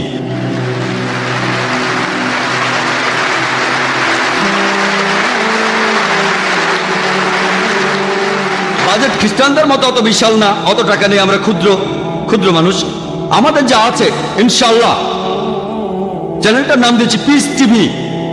মিডিয়া যেখানে যুদ্ধ করছে ইসলামের সাথে, তবে আমরা মানবতার জন্য শান্তি চাই। পিস এর আরবি হলো সালাম, আরো একটা হলো ইসলাম। আর ইনশাআল্লাহ এটা হবে ইসলামিক দাওয়া চ্যানেল। এর সম্প্রচার হবে ইউরোপ, অস্ট্রেলিয়া, আফ্রিকা, মধ্যপ্রাচ্য আর এশিয়ায়। প্রচারিত হবে প্যান এন্ড স্যাটেন থেকে প্রথম দিকে, পরবর্তীতে কয়েক মাস পরে আমরা ইউএসএ তো যাবো ইনশাআল্লাহ। আর তারপর আশা করি 1 বছরের মধ্যে ইনশাআল্লাহ পুরো পৃথিবীকেই কভার করতে পারবো ইনশাআল্লাহ। এটা প্রধানত একটা ইংরেজি স্যাটেলাইট চ্যানেল, তবে যে সময়টা প্রাইম টাইম না সে সময়টাও কাজে লাগাতে চাই। যে সময়টা ইউরোপ বা ইংলিশ দেশে প্রাইম টাইম না, ইন্ডিয়া আর পাকিস্তানের প্রাইম টাইম, তখন আমাদের অনুষ্ঠানগুলো দেখানো হবে হিন্দি আর উর্দুতে, যাতে করে ইন্ডিয়ার অমুসলিমদের অনুষ্ঠানগুলো দেখাতে পারি আমরা। তাহলে 25% অনুষ্ঠান হবে হিন্দি আর উর্দুতে, 75% হবে ইংরেজিতে ইনশাআল্লাহ। আপনাদের অনুরোধ করবো আমাদের জন্য দোয়া করতে, যে ইনশাআল্লাহ এই পিস টিভির মাধ্যমে আমরা এই শান্তি ধর্মটাকে পুরো পৃথিবীতে ছড়িয়ে দেবো ইনশাআল্লাহ। মুসলিমদের এটা জানতে হবে যে কিভাবে টেবিলটা উল্টে দেওয়া যায়। আমার লেকচার শেষ করার আগে আমি একটা উদাহরণ দেব। গত কয়েক মাস ধরে আপনারা যারা ভারত উপমহাদেশের অধিবাসী, এখন অবশ্য সেটা আন্তর্জাতিক খবর, আপনারা হয়তো সানিয়া মির্জার খবরটা শুনেছেন। সানিয়া মির্জার নাম শুনেছেন? বাবা মাশাআল্লাহ, সবাই জানেন দেখছি। কেন? কারণ হলো মিডিয়া। সবাই সানিয়া মির্জাকে চেনে কিভাবে? কারণে মিডিয়া চিনিয়েছে। এই মিডিয়ায় তাকে দিয়েছে পাবলিসিটি। এর কারণটা জানেন কেন? কারণ সে একজন মুসলিম। শুধু মুসলিম হওয়ার কারণে না, কারণ সে মুসলিম হয়ে এমন ড্রেস পরেছে, স্কার্ট আর শর্টস। আর তারপরে টাইম ম্যাগাজিন পত্রিকাতে সম্ভবত সেপ্টেম্বরের শেষ সপ্তাহ বা অক্টোবরের প্রথম সপ্তাহে 2005 সালে তার ছবি প্রচ্ছদে। স্কার্ট পরে সে টেনিস খেলছে। কেন জানেন কেন? আমরা সবাই জানি। গত বেশ কয়েক মাস ধরে মিডিয়ায় একটা নতুন খবর এসেছে যে ফতোয়া জারি করা হয়েছে সানিয়া মির্জা যে ড্রেস পরে মিনি স্কার্ট সেটা হারাম, এটা নিষিদ্ধ। তখন এটা নিয়ে খুব হইচই হয়ে গেল। সব মিডিয়া টিভি চ্যানেলগুলো মুসলিম ওলামা বিশেষজ্ঞদের কাছে গেল যে এটা ঠিক না ভুল। সবাই তখন বললো এটা হারাম হারাম হারাম, আর তখন খবরটা ছড়িয়ে পড়লো। মিডিয়া ঠিক এই কাজটাই করে, ইনফরমেশন জোগাড় করে, তারপর যেভাবে উপস্থাপন করে তখন অমুসলিমরা ভাববে এটা কোন ধরনের ধর্ম। একজন মহিলা খেলাধুলা করছে আর ধর্ম তাকে বাধা দিচ্ছে। ইসলাম ধর্মের নিয়ম কারণ আমরা বদলাতে পারবো না, যেটা ভুল সেটা ভুল, কিন্তু কিভাবে বলছেন সেটাই ইম্পর্টেন্ট। আল্লাহ পবিত্র কোরআনে সূরা নাহলের 125 নম্বর আয়াতে উল্লেখ করেছেন, উদু ইলা সাবিলি রাব্বিকা বিল হিকমা ওয়াল মাউযিজাতিল হাসানা ওয়াজাদিলহুম বিল্লাতি আহসান। প্রতিপালকের পথে মানুষকে আহ্বান করো হিকমত ও সদুপদেশ দ্বারা, এবং তাদের সাথে তর্ক করো ও যুক্তি দেখাও সবচেয়ে উত্তম ও গ্রহণযোগ্য পন্থায়। আমাকে যখন প্রশ্নটা করা হলো, আমি সাধারণত মিডিয়ার সামনে কথা বলি না, এটা অবশ্য অন্য কারণ আছে, নর্মাল মিডিয়াগুলো। এর কারণটা আমি পরে বলবো, পরে আমি কারণটা বলবো। তবে বোম্বেতে আমরা প্রতি সপ্তাহে লেকচার আয়োজন করি, প্রশ্নোত্তর পর্ব থাকে। সেই লেকচারে কয়েকশো মানুষ এসেছিল। একজন আমাকে এই প্রশ্নটা করেছিল, আমি তাকে বলেছিলাম আমাদের জানা উচিত কিভাবে মিডিয়ার সাথে কথা বলতে হবে। আমি প্রথমে আন্তর্জাতিক মিডিয়াকে প্রশ্ন করবো যে আপনারা কেন প্রশ্নটা করছেন মুসলিম ওলামাদের, মুসলিম শিয়ুখদের আর বিশেষজ্ঞদের যে সানিয়া মির্জা যে পোশাকটা পরছে সেটা ঠিক না ভুল। সে তো র্যাঙ্কিং এ 34 নম্বর। কত নম্বর? 34 নম্বর। আপনারা কেন এই প্রশ্নটা কোনো খ্রিস্টান ধর্মযাজককে করছেন না সেরেনা উইলিয়ামসের ব্যাপারে? সেরেনা উইলিয়ামস র্যাঙ্কিং এ 1 নম্বর। আপনারা কেন খ্রিস্টান ধর্মযাজকদের প্রশ্নটা করছেন না যে সেরেনা উইলিয়ামস যে পোশাকটা পরে সেটা ঠিক না ভুল? তাদের প্রশ্ন করুন না। আপনারা ভ্যাটিকান সিটির পোপের কাছে প্রশ্ন করুন, সেরেনা উইলিয়ামস যে পোশাকটা পরে অথবা সানিয়া মির্জার আগে যারা আছে 33 জন, তাদের অধিকাংশই হচ্ছে খ্রিস্টান। আপনারা খ্রিস্টান ধর্মযাজক আর পোপকে প্রশ্ন করুন তাদের পোশাকটা ঠিক না ভুল। খ্রিস্টানদের বাইবেল পড়লে দেখবেন বাইবেলের বুক অফ ডিউটেরোনমি বলছে 22 নম্বর অধ্যায়ের 5 নম্বর অনুচ্ছেদে মহিলারা এমন কোনো পোশাক পরবে না যেটা পুরুষের পোশাকের মতো, পুরুষরা মহিলাদের পোশাক পরবে না। যারা এমনটা করবে তারা প্রভুর ঘৃণার পাত্র হবে। 1 তিমথি 2 নম্বর অধ্যায় 9 অনুচ্ছেদে আছে যে মহিলারা পোশাক পরবে শালীনতার সাথে, সংগ্রামের সাথে। তারা কোনো রকম অলংকৃত চুল পরবে না অথবা স্বর্ণ বা মুক্তা বা দামি পোশাক পরবে না। একজন খ্রিস্টান মহিলারও শরীর ঢেকে রাখা উচিত। আপনারা খ্রিস্টান নানদের ঠিক সেভাবেই দেখেন।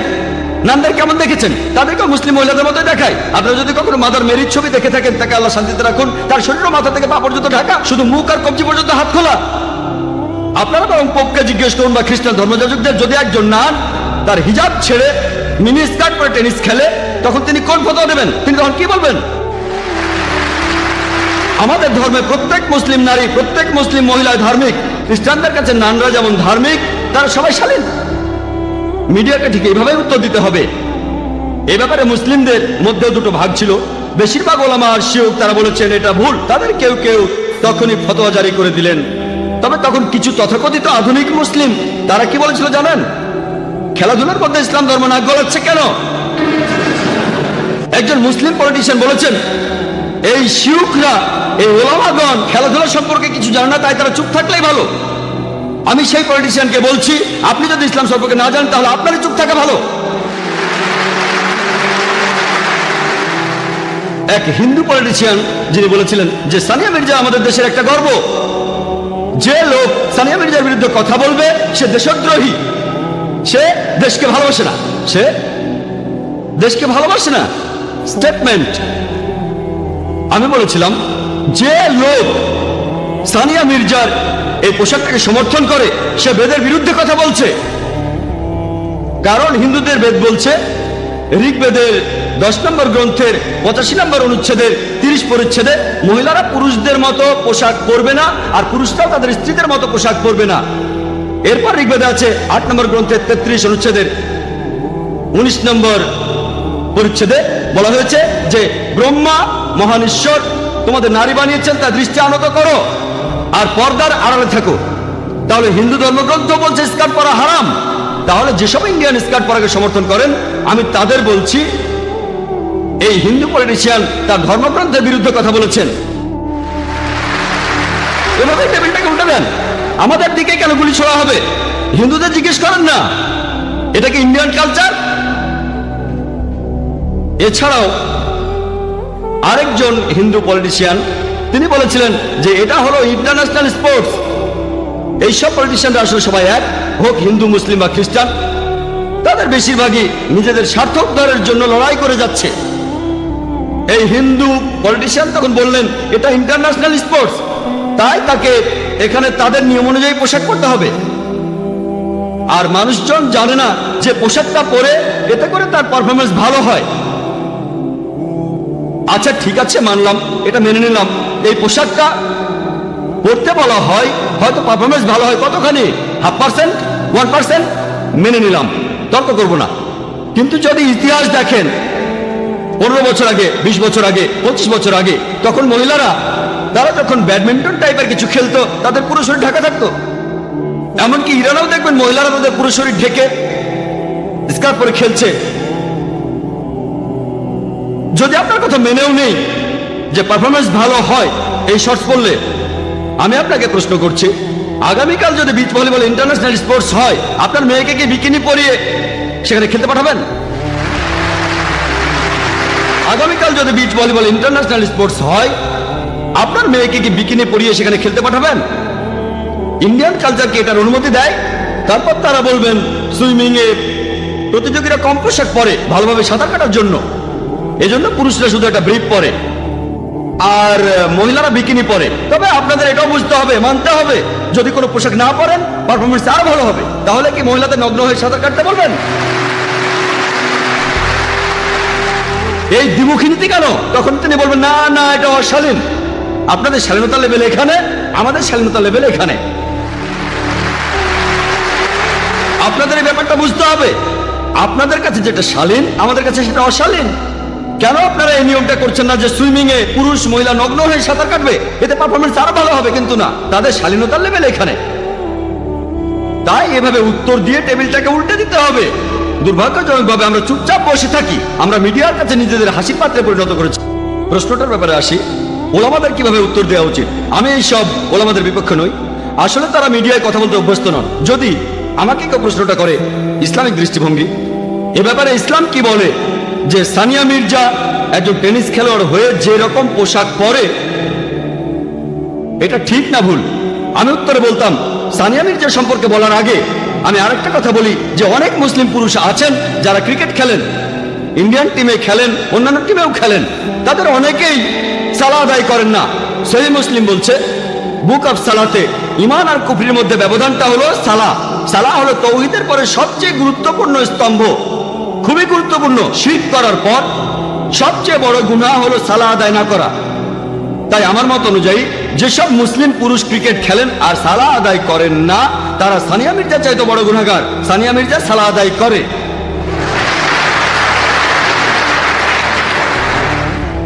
মুসলিম অভিনেতা অভিনেত্রীরা তারা পর্দায় শিরক করছে, তারা বড় গুনাহগার। আমি সানিয়া মির্জার পক্ষ নিয়ে কথা বলছি না, এ কথা মানবো সানিয়া মির্জা যে পোশাক পরে সেটা ইসলামের নিয়মের বিরুদ্ধে, এটা হারাম। তবে এই কথা বলার আগে আবহাওয়াটা বদলে দিলাম, এটাই হিকমা। পরিস্থিতি বদলে দিচ্ছি। যখনই বলছে খ্রিস্টান ধর্ম এটার বিরুদ্ধে, তারা তখন চুপ হয়ে যাচ্ছে। হিন্দু ধর্ম এটার বিরুদ্ধে, চুপ হয়ে যাচ্ছে। ইহুদি ধর্ম এটার বিরুদ্ধে, তারাও চুপ হয়ে যাচ্ছে। আমি ক্রিকেট খেলা নিয়ে বলেছি, আমি সুইমিং নিয়ে বলেছি। তারপর যখন উত্তরটা দিলাম যেটা হারাম, তখন এই উত্তরটা তাদের গলা দিয়ে নামবে। তা না হলে উত্তরটা তারা হজমই করতে পারবে না। আমি বলেছি এটা ভালো, সানিয়া মির্জা অন্তত পক্ষে সালাহ আদায় করে, সে কম গুনাহগার অন্তত ওই মুসলিম ক্রিকেটারদের চাইতে যারা সালাহ আদায় করে না। 4 দিন খেলছে, 5 দিন খেলছে, সালাবাদ। আল্লাহ আমাদের সালাহ আদায় করার নির্দেশ দিয়েছেন। হয়তো ভবিষ্যতে সানিয়া মির্জা ইসলামিক পোশাক পরবে ইনশাল্লাহ। তারপর সে পুরুষদের সাথে খেলতে পারবে কি পারবে না সেটা আরেকটা ইস্যু। কিন্তু আমি এমন ফতোয়া দিচ্ছি না যে সে যা করছে ঠিক। তবে মুসলিমদের এটা জানা উচিত কিভাবে টেবিলটা উল্টে দেওয়া যায়, কিভাবে হিকমার সাথে উত্তর দেওয়া যায়। যখনই আপনি এভাবে উত্তর দেবেন তখনই সবাই চুপ হয়ে যাবে।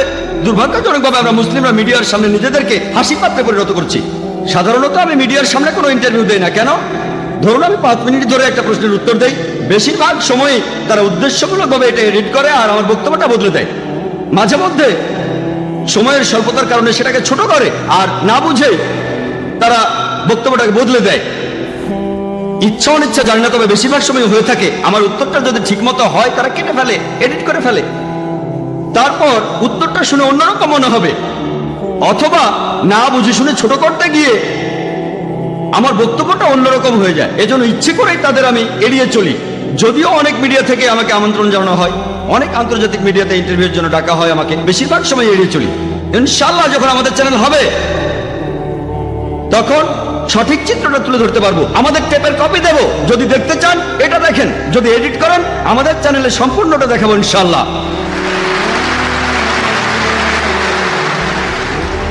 একটা চ্যানেল শুরু করা নিঃসন্দেহে খুবই কঠিন কাজ, আর তারপর একটা চ্যানেল শুরু করে কোরআন এবং সহিহ হাদিস অনুযায়ী সেটাকে চালানো, সেটা আরো কঠিন কাজ। ইনশাআল্লাহ আমি আল্লাহর কাছে দোয়া করছি, আপনারাও দোয়া করবেন যাতে সঠিক পথে চলতে পারি, কোরআন সহিহ হাদিস মেনে চলতে পারি, আর যেন এভাবে ইসলামকে ছড়াতে পারি।